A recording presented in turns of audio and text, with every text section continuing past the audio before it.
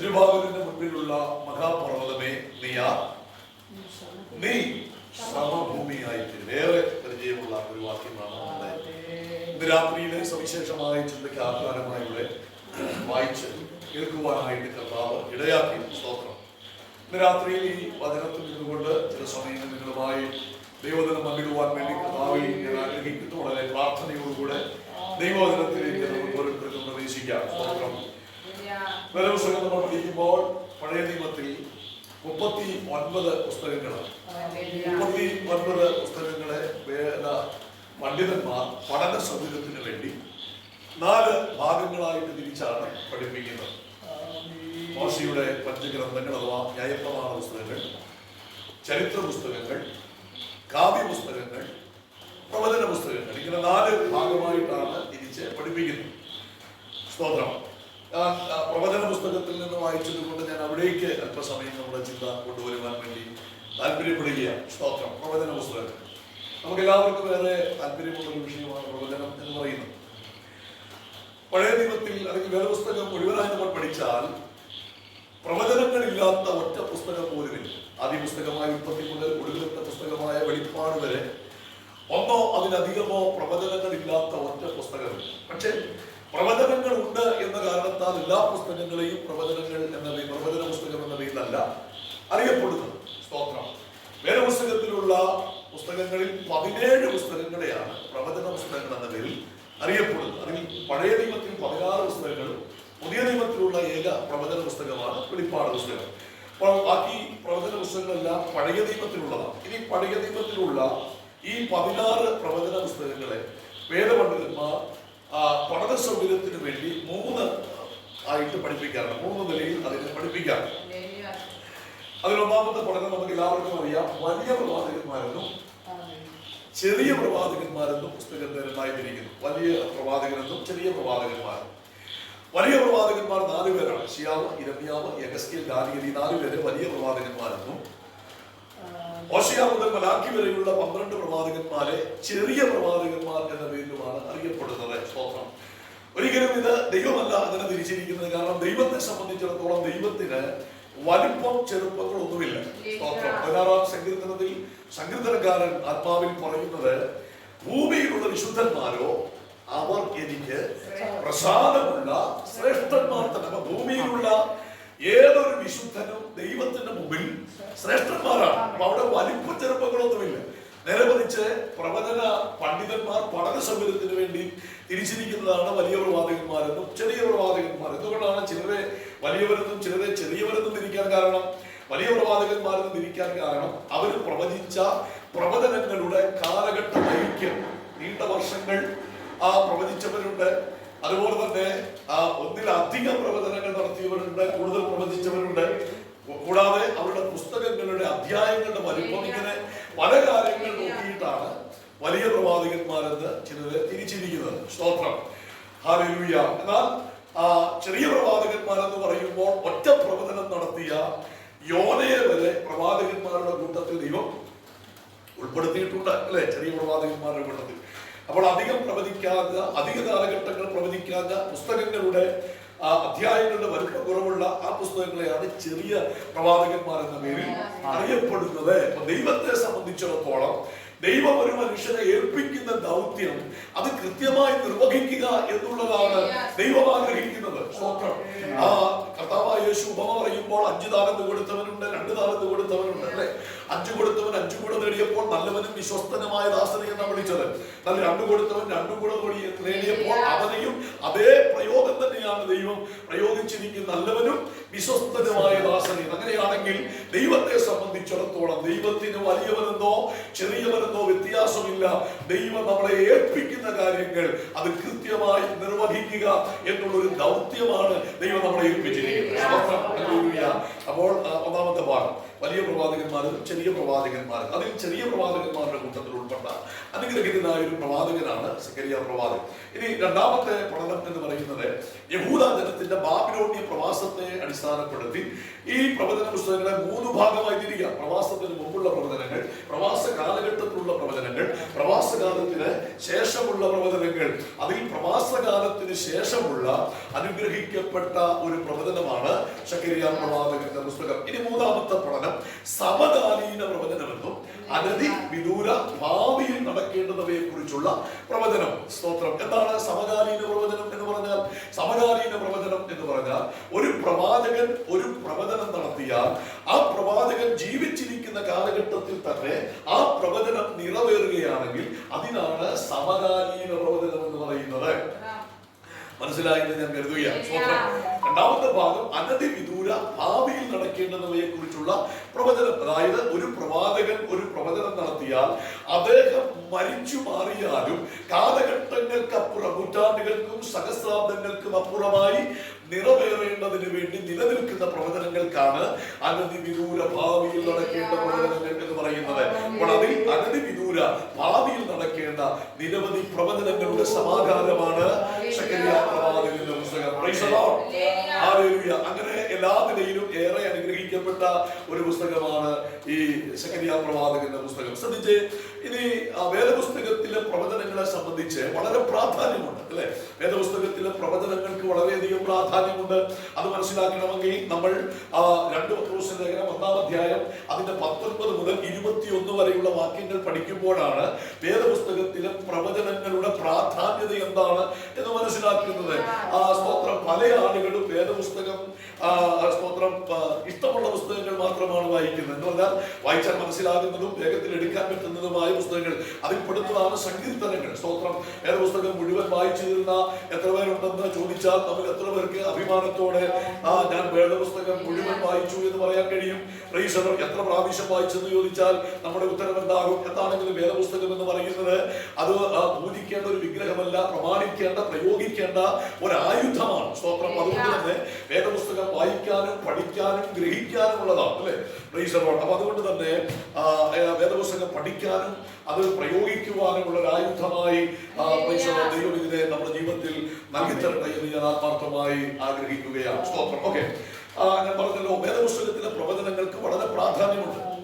2 പത്രോസ് ലേഖനം 1-ാം അധ്യായം അതിന്റെ 19 മുതൽ 21 വരെ വായിക്കുമ്പോൾ എന്താണ് അതിനെക്കുറിച്ച് അപ്പോസ്തലനായ പത്രോസ് രേഖപ്പെടുത്തിയിരിക്കുന്നത്? അവിടെ ഇങ്ങനെയാണ് പറയുന്നത്: അതുകൊണ്ട് പ്രവാചക വാക്യം അധികം സ്ഥിരമായി നമുക്കുണ്ട്. ശ്രദ്ധിക്കുന്നുണ്ടോ? നേരപ്പെടുക്കുകയും നിങ്ങളുടെ ഹൃദയങ്ങളിൽ ഉദയനക്ഷത്രം ഉദിക്കുകയും ചെയ്യുവോളം ഇരുണ്ട സ്ഥലത്ത് പ്രകാശിക്കുന്ന ഒരു വിളക്ക് പോലെ അതിനെ കരുതിക്കൊണ്ടാൽ നമ്മൾ. തിരുവചനത്തിന്റെ പ്രവചനമൊന്നും സ്വയമായ വ്യാഖ്യാനത്താൽ ഉളവായതല്ലെന്ന് ആദ്യം തന്നെ അറിഞ്ഞുകൊള്ളണം. പ്രവചനം ഒരിക്കലും മനുഷ്യന്റെ ഇഷ്ടത്താൽ വന്നതല്ല, ദൈവകൽപ്പനയാൽ മനുഷ്യൻ പരിശുദ്ധാത്മാ നിയോഗം പ്രാപിച്ചിട്ട് സംസാരിച്ചതത്രേ. അപ്പോൾ ഇത് വേദപുസ്തകത്തിലെ പ്രവചനങ്ങളുടെ പ്രാധാന്യമാണ് പറയുന്നത്. വേദപുസ്തകത്തിലെ പ്രവചനത്തിന് അതിൻ്റെതായ പ്രാധാന്യമുണ്ട്. അവിടെ പത്രോസ് അപ്പോസ്തലൻ ദൈവസഭയെ ചൂണ്ടിക്കാണിക്കുന്നത് പ്രവാചക വാക്യം അധികം സ്ഥിരമായി നമുക്കുണ്ട്. എന്താണ് പ്രവാചക വാക്യം അധികം സ്ഥിരമാണെന്ന് പറയാൻ കാരണം? പ്രവാചകന്റെ വാക്കുകൾ ഒരിക്കലും മനുഷ്യന്റെ വാക്കുകളല്ല. പ്രവാചകന്റെ വാക്കുകൾ എല്ലായ്പ്പോഴും ദൈവത്തിന്റെ വാക്കുകളാണ്. ദൈവത്തിന്റെ വാക്കുകളെ സംബന്ധിച്ച് പൗലോസ് പറയുന്നു, ദൈവത്തിന്റെ വാക്കുകൾ ഉവ്വ് എന്ന് പറഞ്ഞാൽ ഉവ്വ്, ഇല്ല എന്ന് പറഞ്ഞാൽ ഇല്ല. ദൈവം ഒരിക്കലും വാക്ക് മാറുന്നവനല്ല. കാരണം ആരംഭത്തിൽ തന്നെ അവസാനവും പൂർവ്വകാലത്ത് തന്നെ മേലാൽ സംഭവിക്കുന്നതും അറിയുന്നവനാണ് ദൈവം. അപ്പൊ അതുകൊണ്ട് തന്നെ കാര്യങ്ങൾ മുൻകൂട്ടി കണ്ട് അങ്ങനെയാണ് കർത്താവ് ഹല്ലേലൂയ കാര്യങ്ങൾ പറയുന്നത്. ദൈവത്തിന്റെ വാക്കിനെ സംബന്ധിച്ചിടത്തോളം അത് ഉവ്വെന്ന് പറഞ്ഞാൽ ഉവ്വ്, ഇല്ല എന്ന് പറഞ്ഞാൽ ഇല്ല, അതിന് മാറ്റമില്ല എന്നുള്ളതാണ്. അതുകൊണ്ടാണ് പറയുന്നത് പ്രവാചക വാക്യങ്ങൾ അധികം സ്ഥിരമായി നമുക്കുണ്ടെന്നാ പറയുന്നത്. പ്രവാചക വാക്യങ്ങൾ അധികം സ്ഥിരമായി നമുക്കുണ്ട്. ആരോടാ പറയുന്നത്? ചിതറിപ്പാർക്കുന്ന സകല വിശുദ്ധന്മാരോടുമാണ്, അല്ലെങ്കിൽ സഭയോടാണ് പറയുന്നത്. പ്രവാചക വാക്യങ്ങൾ അത് നമുക്ക് വേണ്ടിയുള്ളതാണ്, അതിന് അധികം സ്ഥിരതയുണ്ടെന്ന് ഉറപ്പിച്ചു പറയുകയാണ്. ഇനി നമ്മൾ വേദപുസ്തകം പഠിക്കുമ്പോൾ യേശുക്രിസ്തുവിനെ കുറിച്ച് ഏതാണ്ട് 332 പ്രവചനങ്ങളുണ്ട്. അതിൽ യേശുക്രിസ്തുവിന്റെ 1-ാമത്തെ വരവിൽ ക്രിസ്തുവിനെ കുറിച്ചുള്ള 109 പ്രവചനങ്ങൾ നിറവേറി. നമ്മൾ വേദപുസ്തകം പഠിക്കുമ്പോൾ യേശുക്രിസ്തുവിനെ ക്രൂശിച്ച ഒരു ദിവസത്തെ 24 മണിക്കൂറുകൾ കൊണ്ട് ക്രിസ്തുവിനെ കുറിച്ചുള്ള 24-ലധികം പ്രവചനങ്ങൾ നിവർത്തിക്കപ്പെട്ടെന്നാണ് പറയുന്നത്. സ്തോത്രം. അപ്പോൾ ശ്രദ്ധിക്കണം, ആ പ്രവചനം എന്ന് പറയുന്നത് സ്ഥിരതയുള്ളതാണ് എന്ന് പറഞ്ഞാൽ അതിനൊരിക്കലും മാറ്റമില്ല. അത് ഇന്നല്ലെങ്കിൽ നാളെ നിവർത്തിക്കും എന്നുള്ളതിന്റെ തെളിവാണ് ഞാൻ ഈ പറയുന്നത്. യേശുക്രിസ്തുവിനെ കുറിച്ചുള്ള 332 പ്രവചനങ്ങളിൽ 109 പ്രവചനങ്ങൾ ഒന്നാമത്തെ വരവിൽ നിറവേറി. ഇനി ഈ പ്രവചന പുസ്തകങ്ങളൊക്കെ പഠിപ്പിക്കുന്ന, ശ്രദ്ധിക്കണം, പ്രവചന പുസ്തകങ്ങളൊക്കെ പഠിപ്പിക്കുന്ന വേദപണ്ഡിതന്മാർ ഈ പ്രവചന പുസ്തകങ്ങളെ പഠിപ്പിക്കേണ്ടതിന് വേണ്ടി സംയുക്ത സാധ്യത ഗതി നിയമം എന്നൊരു നിയമമുണ്ട്.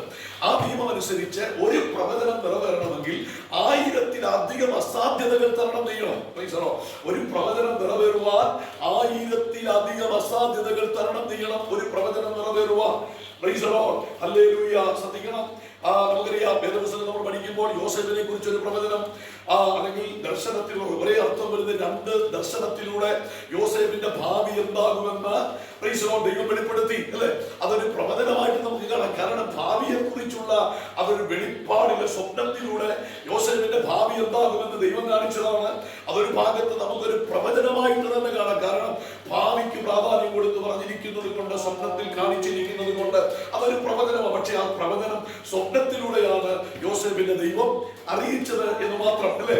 അപ്പോൾ ആ സ്വപ്നം സഹോദര സദസ്സിൽ അപ്പൻ ഉൾപ്പെടെയുള്ളവർ നിൽക്കുമ്പോൾ യോസേഫ് 2 സ്വപ്നങ്ങളും അവരോട് പറഞ്ഞു, അല്ലെ?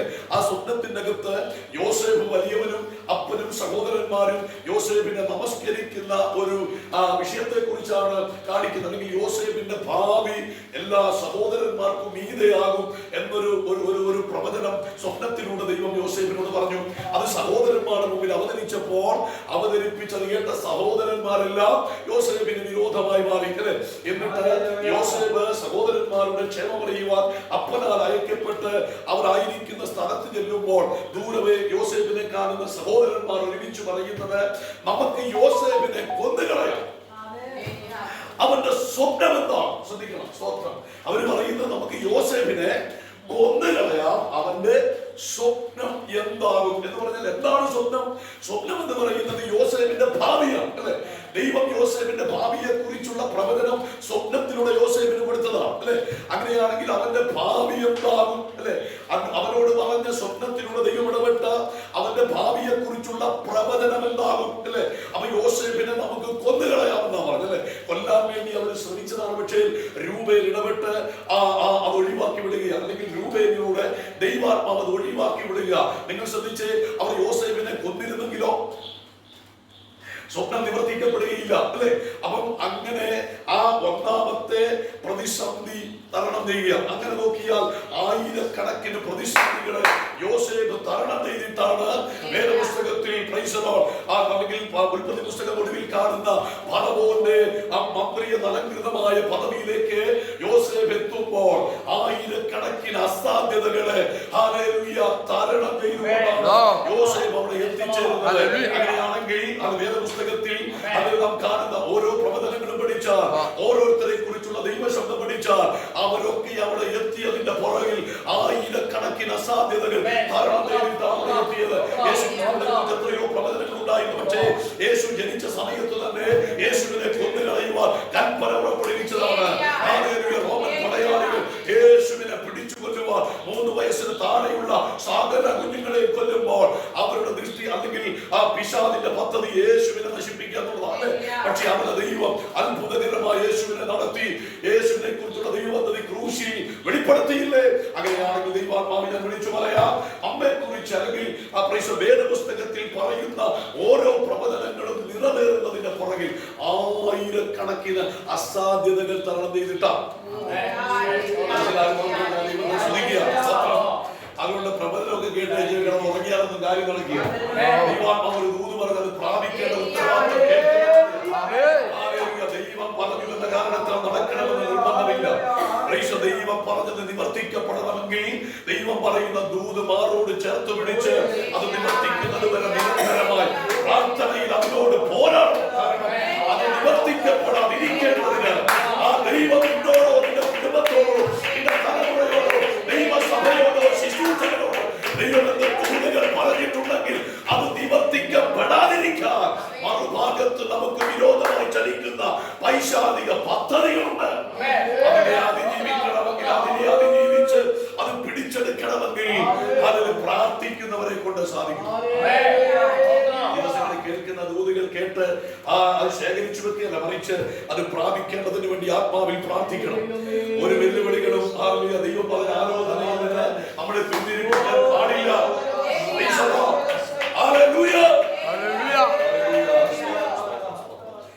ഞാൻ പറഞ്ഞ സംയുക്ത സാധ്യതാ ഗതി നിയമം അനുസരിച്ച് യേശുക്രിസ്തുവിനെ കുറിച്ചുള്ള 109 പ്രവചനങ്ങൾ നിറവേറുവാൻ ഞാനിപ്പോൾ പറഞ്ഞ കണക്കനുസരിച്ച് 3,35,54,432 അസാധ്യതകളെ തരണം ചെയ്തിട്ടാണ് യേശുക്രിസ്തുവിനെ കുറിച്ചുള്ള 109 പ്രവചനങ്ങൾ നിറവേറിയതെങ്കിൽ ഇന്ന് മുതൽ പരിശുദ്ധാത്മാവിനെ വിളിച്ചു പറയാം, എത്രയധികം അസാധ്യതകൾ തരണം ചെയ്യേണ്ടി വന്നാലും, എത്രയെല്ലാം വെല്ലുവിളികൾ തരണം ചെയ്യേണ്ടി വന്നാലും, പ്രാർത്ഥിക്കുന്നതിന് വേണ്ടി ദൈവം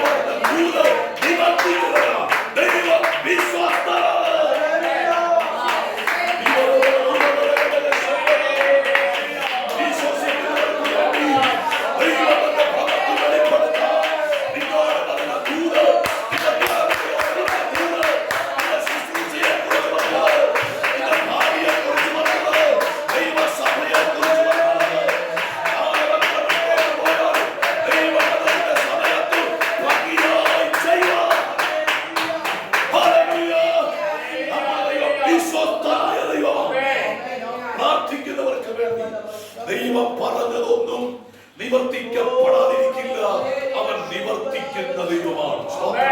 നമുക്കറിയാം, ഇസ്രായേലിലേക്ക് വരുമ്പോൾ, ഇസ്രായേലിൽ ഉൽപ്പത്തി പുറപ്പാട് പുസ്തകം ആരംഭിക്കുമ്പോൾ തന്നെ യോസേഫിനെ അറിയാത്തൊരു ഫറവോനുണ്ടായി.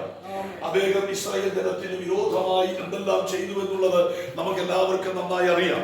അദ്ദേഹം ആദ്യം ചെയ്തത് തന്റെ ജനമായ മിസ്രയീമിനെ വിളിച്ചിട്ട് അവർ ഹല്ലേലൂയ ഇസ്രായേൽ മക്കളുമായി ഒരു കമ്പയർ ചെയ്തിട്ട് പറഞ്ഞു, ഇസ്രായേൽ മക്കൾ നമ്മേക്കാൾ ബാഹുല്യവും ശക്തിയുമുള്ളവരാണ്. നമ്മേക്കാൾ ബാഹുല്യവും ശക്തിയുമുള്ളവരാണ്. അവർ പെരുകിയാൽ നമ്മുടെ ശത്രുക്കളോട് ചേർന്ന് നമ്മോട് യുദ്ധം ചെയ്ത് നമ്മെ തോൽപ്പിച്ച് അവർ രാജ്യം വിട്ടുപോകും. അതുകൊണ്ട് 2 കാര്യങ്ങൾ അനുവദിക്കാൻ പാടില്ല. ഒന്ന്, അവർ ഇനി പെരുകാൻ പാടില്ല. ഇസ്രായേലിന് ഇസ്രായേലിൽ പെരുകാൻ പാടില്ല. രണ്ടാമത്തെ വിഷയം, അവർ ഈ രാജ്യം വിട്ടുപോകാൻ പാടില്ല. 2 കാര്യങ്ങളാണ് പറഞ്ഞത്. ഒന്ന്, അവർ പെരുകരുത്. 2, അവർ രാജ്യം വിടരുത്. സത്യത്തിൽ ഈ ഭാഗം നമ്മൾ ചിന്തിക്കുമ്പോൾ ഹല്ലേലൂയ, സത്യത്തിൽ പിശാച് ഫറവോനിലൂടെ ഇസ്രായേലിന് വിരോധമായി, അല്ലെങ്കിൽ ഇസ്രായേലിനോട് സ്തോത്രം ആലോചന പറഞ്ഞ ഇസ്രായേലിന്റെ ഭാവിയെ കുറിച്ച് അബ്രഹാമിനോട് ദൈവം പറഞ്ഞ ആലോചനകൾക്ക് വിരോധമായി ഇവിടെ പിശാച് പ്രവർത്തിക്കുകയാണ്. അവർക്ക് മനസ്സിലാകുന്നുണ്ടെന്ന് കരുതട്ടെ. സ്തോത്രം. ഇവിടെ ഫറവോനിലൂടെ സാത്താൻ പോരാടുന്നത് ഇസ്രായേൽ ജനത്തോടല്ല, മറിച്ച് ഇസ്രായേലിയുടെ പിതാവായ അബ്രഹാമിനോട് 400 വർഷങ്ങൾക്കപ്പുറം ദൈവം ഒരു ദൂത് പറഞ്ഞു. സ്തോത്രം. അബ്രഹാമിന് സന്തതിയില്ലാതിരിക്കുന്ന കാലത്ത് ദൈവം പറഞ്ഞു, ആകാശത്തിലെ നക്ഷത്രങ്ങൾ പോലെയും ഭൂമിയിലെ മണൽത്തരി പോലെയും ഞാൻ നിനക്ക് തലമുറകളെ തരും, സന്തതികളെ തരും എന്ന് ദൈവം അബ്രഹാമിനോട് പറഞ്ഞതാണ്. അപ്പോൾ ഇവിടെ ഈ പെരുകരുത് എന്ന് പറയുമ്പോൾ സത്യത്തിൽ ഇവിടെ പിശാച് പലപോലുള്ള വെല്ലുവിളിക്കുന്നത് ആരോടാ?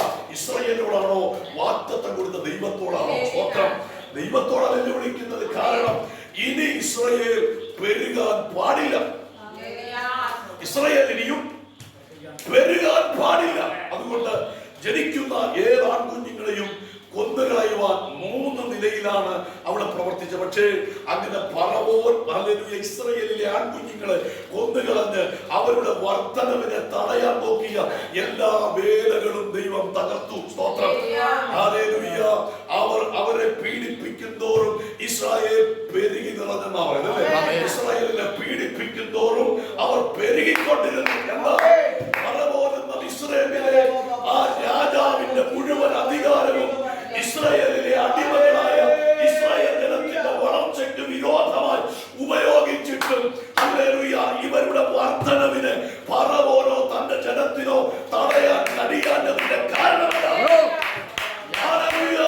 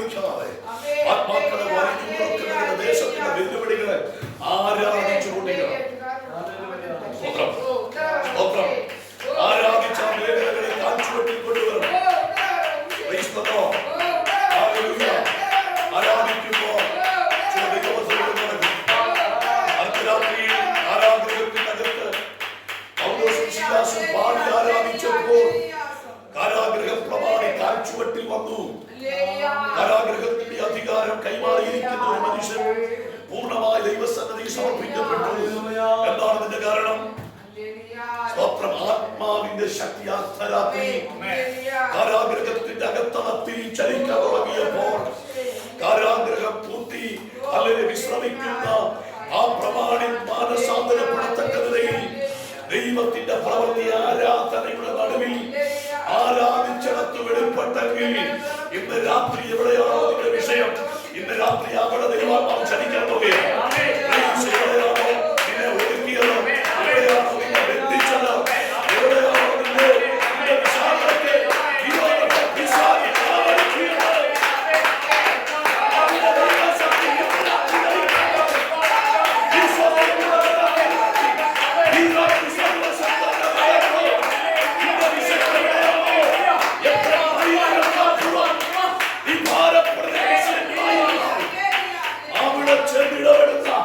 ഒരു സർവശക്തന്റെ കരവീരാപ്പിലരിക്കുക.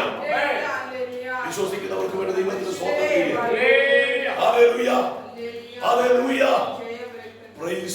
ഒന്ന് ഇവരെന്ത് ചെയ്യാൻ പാടില്ല, വരികാൻ പാടില്ല. ഈ രാത്രി സഭയോട് പരിശുദ്ധാത്മ പറയുന്നു, പെരുപ്പത്തിന് വിരോധമായി പോരാടുന്ന ചില വെല്ലുവിളികൾ ഇന്ന് രാത്രി കർത്താവ് പൊട്ടിക്കും. ആരാധിക്കാൻ അധികം പേരുടെ ആവശ്യമില്ല. അർദ്ധരാത്രി കാരാഗ്രഹത്തിൽ 2 പേര് സ്വത്രം കൈകാലികളിൽ ആപത്തിൽ ഇടപെട്ടവരായി സ്വാതന്ത്ര്യം നിഷേധിക്കപ്പെട്ട് രാത്രിയിൽ കിടക്കുമ്പോഴും അതരം ആത്മാവിൽ ചലിക്കാൻ തുടങ്ങിയപ്പോൾ ആദ്യം അവർ സ്വതന്ത്രമായി, അവരുടെ കൂടെ ബന്ധിക്കപ്പെട്ട് കിടന്ന മുഴുവൻ പേര് സ്വതന്ത്രമായി കാരാഗ്രഹപ്രമാണി രക്ഷിക്കപ്പെട്ടു സ്ഥാനപ്പെടുന്ന നിലയിലേക്ക് വന്നു. അങ്ങനെയാണെങ്കിൽ ഇന്ന് രാത്രി ആത്മാവിന് ചലിക്കാൻ ഇടമൊരുക്കിയ അന്തരീക്ഷത്തിന് മാറ്റം ഉണ്ടാകും. വിശ്വസിക്കുന്നവരെ ദൈവത്തെ സ്തുതിക്കുക. ആത്മാവിന് ചലിക്കുവാൻ ഇടമൊരുക്കിയ അന്തരീക്ഷത്തിന് മാറ്റം ഉണ്ടാകും. ആത്മാവ് ചലിക്കാത്തിടത്തോളം കാലം ഒരു ദൈവപ്രവൃത്തി നമുക്ക് ആർക്കും കാണാൻ സാധിക്കും. അങ്ങനെയാണെങ്കിൽ ഇന്ന് രാത്രി എത്ര പേർ ദൈവാത്മാവിന് വിധേയപ്പെടാം, ആത്മനിറവിനും നിയോഗത്തിനും വിധേയപ്പെടാൻ തയ്യാറുണ്ട്. അങ്ങനെയുള്ളവരെ ചലിപ്പിക്കുന്ന ഒരു അഭിഷേകം രാത്രി ഇതിനകത്ത് വെളിപ്പെടുന്നു. അത് മനസ്സിലാക്കുന്ന ദൈവമക്കളെ ഓർത്ത് ഞാൻ ദൈവത്തെ സ്തുതിക്കുക. ഒന്നാമത്തെ കാര്യം വരികാൻ പാടില്ല. അത് ദൈവത്തോടുള്ള പറവോടിലുള്ള വിശാലിന്റെ വെല്ലുവിളിയാണ്. രണ്ടാമത്തെ ഭാഗം എന്ന് പറയുന്നത് അവിടെയുണ്ട്, ഇവർ ഈ രാജ്യം വിട്ടു പോകാൻ ഇടവരരുത് എന്ന് പറഞ്ഞാൽ എല്ലാ കാലത്തും ഇവർ ഇവിടെ കിടന്നാ മതി എന്നാണ്, അല്ലെ? ഈ അവസ്ഥയിൽ കിടന്നാ മതി. ഇങ്ങനെ ബന്ധിക്കപ്പെട്ട് അടിമച്ചോറുണ്ട് ഇസ്രായേലിന്റെ നന്മയ്ക്ക് വേണ്ടി അധ്വാനിക്കുന്നതല്ലാതെ ഹല്ലേലൂയ ഇസ്രായേൽ ജനത്തിന് ആ ഒരു വിടുതലോ ദൈവപ്രവൃത്തിയോ നടക്കരുത് എന്ന് ഹല്ലേലൂയ ഫറവോനിലൂടെ പിശാച് ശപിക്കുകയാണ്. ഇവർ ഈ രാജ്യം വിട്ടു പോകാൻ സംഗതി വരരുത്. അപ്പൊ ദൈവം നേരത്തെ പറഞ്ഞു, അല്ലെ? അല്ല, നിന്റെ സന്തതി സ്വന്തമല്ലാത്ത ദേശത്ത് 400 സംവത്സരം അടിമയായി പാർക്കും. 4ാമത്തെ തലമുറ ബഹുസമ്പത്തോടെ അവിടുന്ന് പുറപ്പെടും. ഇതും അബ്രഹാമിനോട് പറഞ്ഞ മറ്റൊരു ദൈവിക ആലോചനയാണ്. ഹല്ലേലൂയ. മിസ്രയീമിൽ പോകുമെന്ന് പറഞ്ഞു, അങ്ങനെ പോയി. ദൈവം പറഞ്ഞ് അവിടെ കൊണ്ട് തീർന്നില്ല. 4ാമത്തെ തലമുറയുടെ കാലത്ത് 400 വർഷങ്ങൾ കഴിയുമ്പോൾ അല്ലെങ്കിൽ ഇസ്രായേൽ അവിടുന്ന് ബഹുസമ്പത്തോടെ മടങ്ങിപ്പോരുമെന്നും ദൈവം പറഞ്ഞു, അല്ലെ? അപ്പോൾ ഈ മടങ്ങിപ്പോരിന്റെ സമയമാകാറായപ്പോഴാണ് യോസേഫിനെ അറിയാത്ത ഫറവോൻ രംഗത്ത് വരികയും യോസേഫിനെ അല്ലെങ്കിൽ യോസേഫിന്റെ തലമുറകളായ ഇസ്രായേൽ ജനത്തെ അവിടുന്ന് പുറപ്പെടാൻ അനുവദിക്കാതെ ഹല്ലേലൂയ ഉറച്ച തീരുമാനം തന്റെ ജനത്തോട് പറഞ്ഞു, ഇവരിവിടെ വിട്ടുപോകാൻ സംഗതി വരരുത്. അങ്ങനെ ഫറവോനും മിസ്രയീമിലെ സകല ജനവും ഒറ്റക്കെട്ടായി നിന്ന് ദൈവം അബ്രഹാമിനോട് പറഞ്ഞ വാഗ്ദത്തം നിവർത്തിക്ക് വിരോധമായി നിന്നു, അല്ലെ? എന്താ സംഭവിച്ചെന്നറിയാമോ? 10 ബാധകളിലൂടെ ദൈവം ഫറവോനെയും തന്റെ ജനത്തെയും ഒതുക്കി. അതിനുശേഷം മോശയുടെ നേതൃത്വത്തിൽ ദൈവം ഇസ്രായേലിനെ അവിടെ നിന്ന് പുറപ്പെടുവിച്ചു. സ്തോത്രമല്ലേ? അവിടെ പറയുന്ന 3-ാം അധ്യായത്തിൽ പറഞ്ഞ ഇങ്ങനെയാണ്, ഞാൻ നിങ്ങളുടെ കഷ്ടത കണ്ടു അല്ലെ? നിങ്ങളുടെ നിലവിളി ഞാൻ കേട്ടു, ഞാൻ നിങ്ങളെ വിടുവിക്കേണ്ടതിന് ഇറങ്ങി വന്നിരിക്കുക. സ്തോത്രം. ഫറവോനും തന്റെ ജനം ഒറ്റക്കെട്ടായി അബ്രഹാമിനോട് ദൈവം നൂറ്റാണ്ടുകൾക്ക് അപ്പുറം പറഞ്ഞ വാഗ്ദത്തം ഇസ്രായേൽ മക്കൾക്ക് അനുകൂലമായി മിസ്രയീമിന്റെ മണ്ണിൽ സംഭവിക്കാതിരിക്കാൻ ഫറവോനും അവന്റെ ജനവും കൈയോട് കൈ ചേർത്ത് പിടിച്ചപ്പോൾ ആ ഫറവോന്റെ ഇരുമുലയിൽ നിന്നും ഇസ്രായേലിനെ വിടുവിച്ചു പുറത്തു കൊണ്ടുവന്ന് അബ്രഹാമിനോട് പറഞ്ഞ വാഗ്ദത്തം നിവർത്തിക്കാൻ ദൈവം തന്റെ ജനത്തിനു വേണ്ടി മിസ്രയീമിന്റെ മണ്ണിൽ ഇറങ്ങി വന്നു.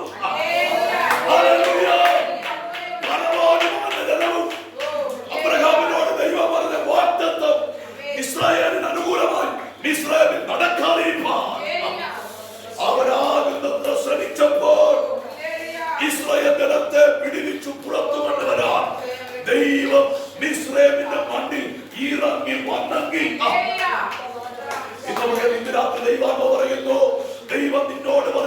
വാഗ്ദത്തം നിവർത്തിപ്പാൻ നീ വിശ്വസ്തയോടെ ദൈവകൃപയിൽ നിന്നാൽ പ്രാർത്ഥിച്ചു മുന്നോട്ട് പോയാൽ പ്രൈസ് ദി ലോർഡ്, ഏത് ശക്തി നിനക്ക് വിരോധമായി വെല്ലുവിളിച്ചാൽ നിന്റെ പാളയത്തിൽ ഇറങ്ങി വന്ന, അഥവാ ശത്രുവിന്റെ പാളയത്തിൽ ഇറങ്ങി വന്ന, നിനക്ക് വേണ്ടി പ്രവർത്തിക്കുന്ന ഒരു സർവശക്തനായ ദൈവം ഇന്ന് രാത്രി ഹാളിനകത്ത് ചലിക്കുന്നവർ, ആത്മാവിൽ അറിയുന്നവർ, അംഗീകരിക്കാതെ അല്പവർഷം കാണിച്ച് ആദരവളിപ്പിച്ച് ദൈവത്തിന് മഹത്വം കൊടുക്കുക.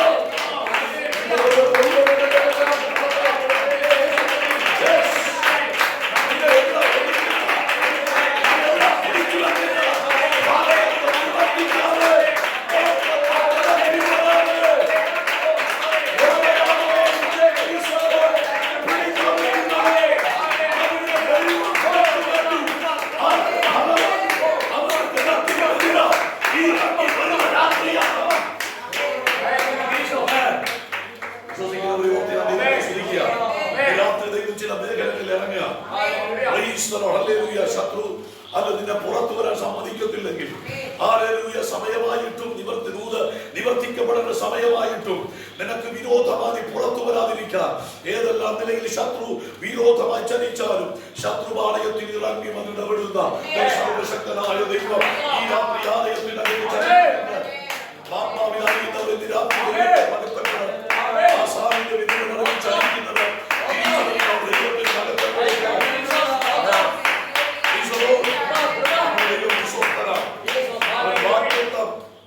പറയുന്ന ദൈവം മാത്രമല്ല, വാഗ്ദത്തം നിവർത്തിക്കുന്ന വാഗ്ദത്തം നിവർത്തിച്ചു തരുന്ന ദൈവമാണ്. വാഗ്ദത്തങ്ങൾ നമ്മുടെ തലയ്ക്ക് മീതെ ചലിക്കാതെ നിൽക്കുന്നെങ്കിൽ ഇന്ന് രാത്രിയിൽ ദൈവസ്ഥയിൽ ഏൽപ്പിച്ചു കൊടുത്ത് ആത്മാവിൽ ചലിക്കാൻ തുടങ്ങ്. നാളുകൾക്ക് മുൻപ് ദൈവാത്മാവ് കൈമാറിയ പല വാഗ്ദത്തങ്ങളും തലയ്ക്ക് മീതെ നിൽക്കുകയാണ്. ഈ വർഷങ്ങളിൽ അത് നിവർത്തിക്കപ്പെടേണ്ടതിന് പരിശുദ്ധാത്മാവ് അതിന്മേൽ ചലിക്കാൻ പോവുകയാണ്.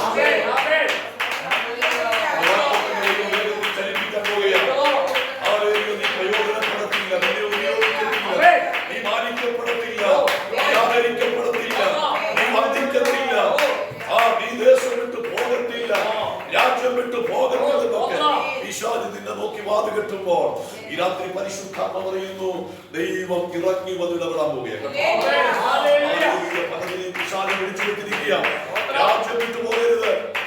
പാരമ്പര്യപ്പെടുന്ന സുന്ദര സുഭിക്ഷമായ കനാൻ ദേശമാണ് ദൈവം ഇസ്രായേലിന് അബ്രഹാമിനോട് വാഗ്ദത്തം കൊടുത്തത്. അബ്രഹാമിന് ദൈവം വാഗ്ദത്തം കൊടുക്കുമ്പോൾ കനാൻ ദേശം വെറും മരുഭൂമിയാണ്. മനസ്സിലാവുന്ന കനാൻ ദേശം വെറും മരുഭൂമിയാണ് അല്ലേ? ദൈവം പറഞ്ഞു, നീ അങ്ങോട്ടും ഇങ്ങോട്ടൊക്കെ നടക്കുന്നതിന് സമ്മതിക്കാൻ തരും. മരുഭൂമിയാണ്. പക്ഷെ 400 വർഷം ഇസ്രായേൽ മക്കൾ മിസ്രൈമിലേക്ക് വേണ്ടി കഠിനാധ്വാനം ചെയ്യുമ്പോൾ ഈ മരുഭൂമിക്കകത്ത് 7 അതിശക്തരായ ജാതികളെ കൊണ്ട് ആ മണ്ണ് ദൈവം മരുഭൂമിയെ ഉഴുതു മറിച്ച് ദൈവം അബ്രഹാമിനോട് അന്ന് വാഗ്ദത്തം ചെയ്ത പാലും തേനുമെന്ന സുഭിക്ഷമായ സുന്ദരമായ അവസ്ഥയിലേക്ക് ദൈവം നടത്തിക്കൊണ്ടിരിക്കുകയാണ്. മനസ്സിലാകുന്നവർക്കാണ് ഞാൻ മരുഭൂമിയാണ് ആദ്യം കാണിക്കുമ്പോൾ അല്ലേ?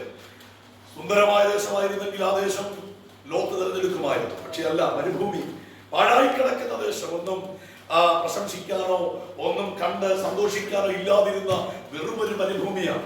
പക്ഷെ 400 വർഷം കൊണ്ട് ആ മരുഭൂമിയെ ദൈവം 7 ജാതികളെ, കനാന്യർ, ഹിത്യർ, ഹിവ്യർ, പെരിസ്യർ, യെബൂസ്യർ, ഗിർഗാസ്യർ തുടങ്ങിയ 7 അതിശക്തമായ ജനതയെ കൊണ്ട് ദൈവം ആ മണ്ണിനെ ഉഴുതു മറിച്ച് പാലും തേനും ഒഴുകുന്ന സുഭിക്ഷമായ ഒരു ഭൂമിയാക്കി മാറ്റുകയാണ്. 400 വർഷത്തിലേക്ക് ദൈവം മിസ്രൈമിൽ വിട്ടപ്പോൾ വലിയ കഷ്ടതയും വേദനയും കണ്ടതിലും പലപ്പോഴും അവർ ദൈവത്തോട് നിലവിളിച്ചു. പക്ഷേ ദൈവം ആ നിലവിളി ശ്രദ്ധിച്ചില്ല. ദൈവം ആ നിലവിളി ശ്രദ്ധിക്കാതിരുന്നത് ഈ 400 വർഷം കൊണ്ട് അവർക്ക് വേണ്ടി അബ്രഹാമിനോട് വാഗ്ദത്തം ചെയ്ത ആ മരുഭൂമിയില്ലേ, അതിനെ ദൈവം ഉഴുതു മറിച്ച് ഒരു മലർവാടിയാക്കിക്കൊണ്ടിരിക്കുകയാണ്. അതിന് അവർ പൂർത്തീകരിച്ച് ദേശം പാലിക്കുന്ന സുഭിക്ഷമായ ആ അവസ്ഥയിൽ എത്തുന്നത് വരെ ദൈവം അവരുടെ പ്രാർത്ഥന ശ്രദ്ധിച്ചില്ല, ദൈവങ്ങളുടെ കണ്ണുനീര് കണ്ടില്ല, ദൈവങ്ങളുടെ നിലവിളി കേട്ടില്ല. പക്ഷേ സമയമായപ്പോൾ ഫറവോൻ തടയാൻ വന്നെങ്കിലും ദൈവം അനുവദിച്ചില്ല. ഫറവോൻ തന്റെ ബലമുള്ള കൈകൊണ്ട് നീക്കി ദൈവം തന്റെ ജനത്തെ മിസ്രൈമിൽ നിന്നും മരുഭൂമിയിൽ എത്തിച്ച് ഹല്ലേലൂയ ഒടുവിൽ 40 വർഷത്തിൽ കഴിഞ്ഞപ്പോൾ അവരെ വാഗ്ദത്ത മണ്ണിൽ എത്തിച്ചു. ദൈവം കേട്ടോ, ദേശം വിട്ട് രാജ്യം വിട്ട് പോകത്തില്ലെന്നൊക്കെ ആരുടെ തലമുറയെ നോക്കി പിശാച് വെല്ലുവിളിക്കുന്നെങ്കിൽ ഇന്ന് രാത്രി ദൈവാത്മാവ് തലമുറയെ നോക്കി പ്രവചിക്കുന്നു. ഹല്ലേലൂയ, രാജ്യം വിട്ടു പോകത്തക്ക നിലയിൽ ചില ദൈവപദ്ധതികൾ തലമുറയിൽ വെളിപ്പെടാൻ പോവുകയാണ്. വിശ്വസിക്കുന്നുണ്ട്, വിശ്വസിക്കുന്നുണ്ട്. തലമുറകൾ രാജ്യം വിട്ടു പോകത്തക്ക നിലയിൽ ദൈവാത്മാവിന്റെ ശക്തി രാത്രി വ്യാപരിക്കാൻ പോവുകയാണ്. പിശാച് പറയുന്നു, സാത്താൻ പറയുന്നില്ല, ഇസ്രായേൽ ദേശം വിട്ടുപോകാൻ നിങ്ങൾ സമ്മതിക്കത്തില്ല. ഇവിടെ കിടന്നാൽ മതി, ഈ നിലയിൽ ജീവിച്ചാൽ മതി, അടിമത്തം അനുഭവിച്ചാൽ മതി, സുഭിക്ഷമായ അനുഭവത്തിലേക്ക് വിടത്തില്ല എന്ന് പറഞ്ഞ് ഹല്ലേലൂയ 4ാമത്തെ തലമുറയുടെ കാലത്ത് ഹല്ലേലൂയ സാത്താൻ ഫറവോനോട് വെല്ലുവിളിക്കുക. ഇന്ന് രാത്രി ഇതിനകത്തിരിക്കുന്ന ചില തലമുറകളെ നോക്കി വെല്ലുവിളിക്കുന്ന ചില പൈശാചിക മണ്ഡലങ്ങളുണ്ട്.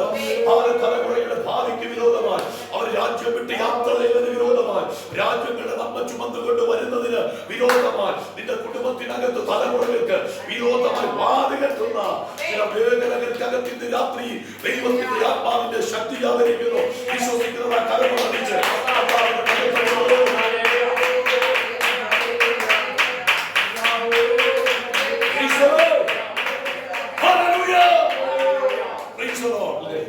അത്ഭുതങ്ങൾ സൃഷ്ടിക്കപ്പെടണമെങ്കിൽ ഞാൻ എപ്പോഴും പറയാറുണ്ട്, വചനവും ആത്മാവും കൂടെ ചലിച്ചാലേ അത്ഭുതമാണ്.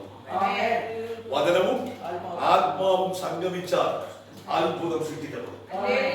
വചനം പറയുമ്പോൾ നിങ്ങളകത്ത് വ്യാപരിക്കുന്ന ആത്മാവും കൂടെ ആ വചനവുമായി ചലിക്കാൻ തുടങ്ങിയാൽ ഇതുവരെ കാണാത്ത ചില ദൈവപദ്ധതികൾ ജീവിതത്തിൽ വെളിപ്പെടും. ഇതുവരെ അനുഭവിക്കാത്ത ചില വിടുതലുകൾ ദൈവാത്മാവ് നൽകും. ഇതുവരെ കാണാത്ത ചില നന്മകൾ ദൈവാത്മാവ് നമുക്ക് വേണ്ടി ഓപ്പൺ ചെയ്യും. എത്ര പേര് വിശ്വസിക്കുന്നുണ്ടത്?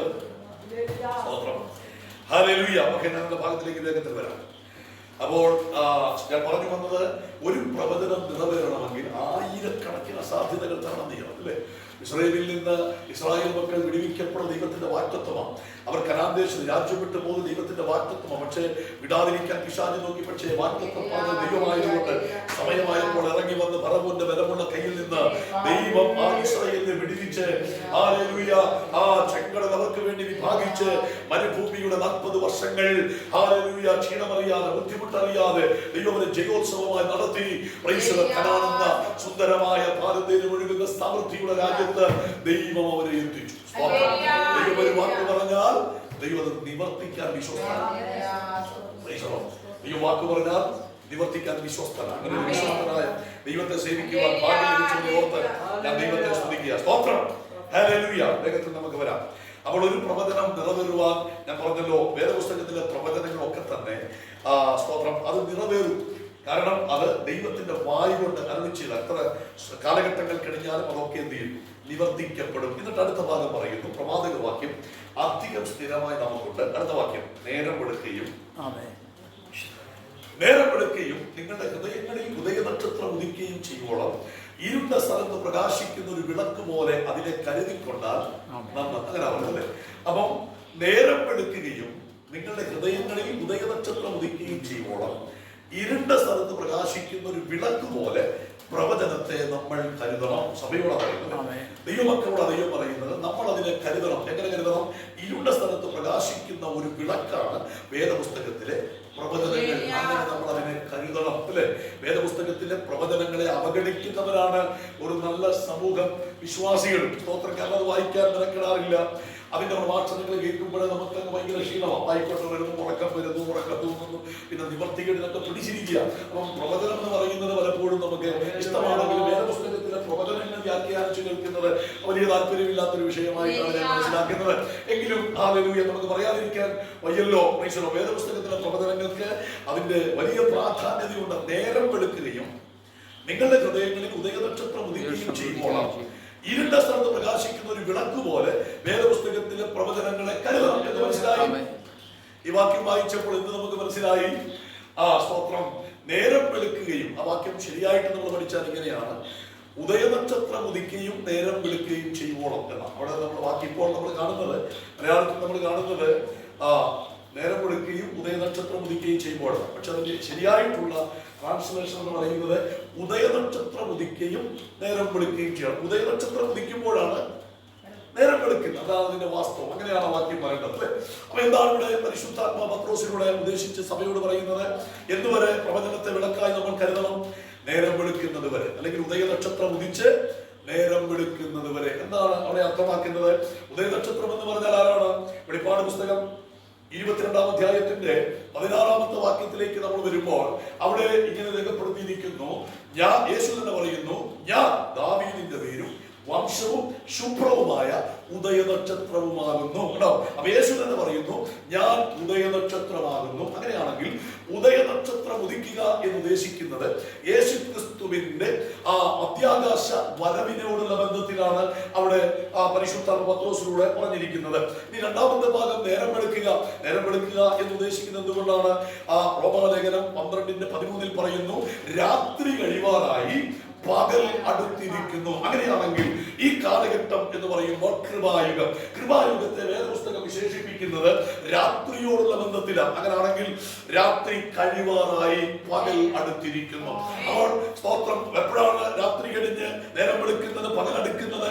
ഉദയനക്ഷത്രം ഉദിക്കുമ്പോൾ. അങ്ങനെയാണെങ്കിൽ കർത്താവായ യേശു ക്രിസ്തു വാനവേഗത്തിൽ ഉദിച്ച് ദൈവസഭയ്ക്ക് ഒരു പുതിയ പ്രഭാതം ഉണ്ടാകുന്നത് വരെ ദൈവമക്കൾ മാറോട് ചേർത്ത് പിടിച്ച് നമ്മുടെ ഇരുളടഞ്ഞ ജീവിതത്തിന്റെ സമയങ്ങളിലൊക്കെ നമുക്ക് പ്രകാശം എന്ന് പറയുന്നത് വേദപുസ്തകത്തിന്റെ പ്രവചനങ്ങളാണ്.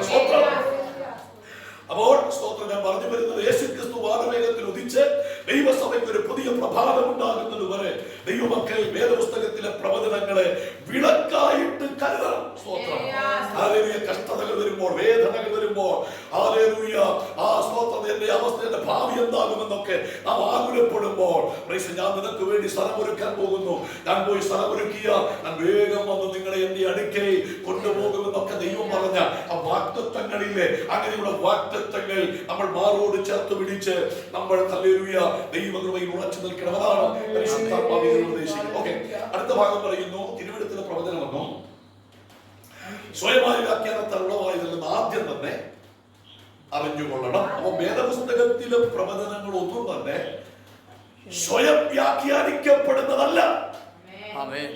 അതായത് വേദപുസ്തകത്തിലെ പ്രവചനങ്ങളുടെ പ്രത്യേകത ഒരിക്കലും സ്വയം വ്യാഖ്യാനിക്കപ്പെടുന്നതല്ല. പിന്നെ മനുഷ്യൻ പരിശുദ്ധാത്മ നിയോഗം പ്രാപിച്ചിട്ട് സംസാരിച്ചതാണ് വേദപുസ്തകത്തിന്റെ പ്രവചനം. അപ്പോൾ ഒരു പ്രവചനം എന്ന് പറയുന്നത് ഹല്ലേലൂയ മനുഷ്യന്റെ ഇഷ്ടത്താൽ വന്നതല്ല. അപ്പൊ പ്രവചനങ്ങളൊന്നും തന്നെ മനുഷ്യന്റെ ഇഷ്ടത്തിൽ ഉത്ഭവിക്കുന്നതാകാൻ പാടില്ല. പിന്നെ ഹല്ലേലൂയ ദൈവാത്മാവ് പ്രാപിച്ച് പരിശുദ്ധാത്മം നിയോഗത്തിൽ സംസാരിക്കേണ്ടതാണ് പ്രവചനമെന്നാണ് പത്രോസ് പറയുന്നത്. അങ്ങനെയുള്ള പ്രവചനങ്ങൾക്കാണ് പരിശുദ്ധാത്മാവ് ഗ്യാരണ്ടി നൽകുന്നത്. ഓരോന്നും അതതിന്റെ സമയത്ത് ഭംഗിയായി നിവർത്തിക്കപ്പെടുകയും അത് നിവർത്തിച്ചില്ലല്ലോ എന്നോർത്ത് ഭാരപ്പെട്ട ഒരു അവസാനം നിനക്കുണ്ടാകത്തില്ല. ഓരോന്നും അതതിന്റെ സമയത്ത് കൃത്യമായി നിവർത്തിച്ചു തരുന്ന കരുത്തുള്ള ഒരു കർത്താവിന്റെ കരമാണ് മീതെ ചലിക്കുന്നതെന്ന് ബോധ്യമുള്ളവർ ആ കരം ഉയർത്തി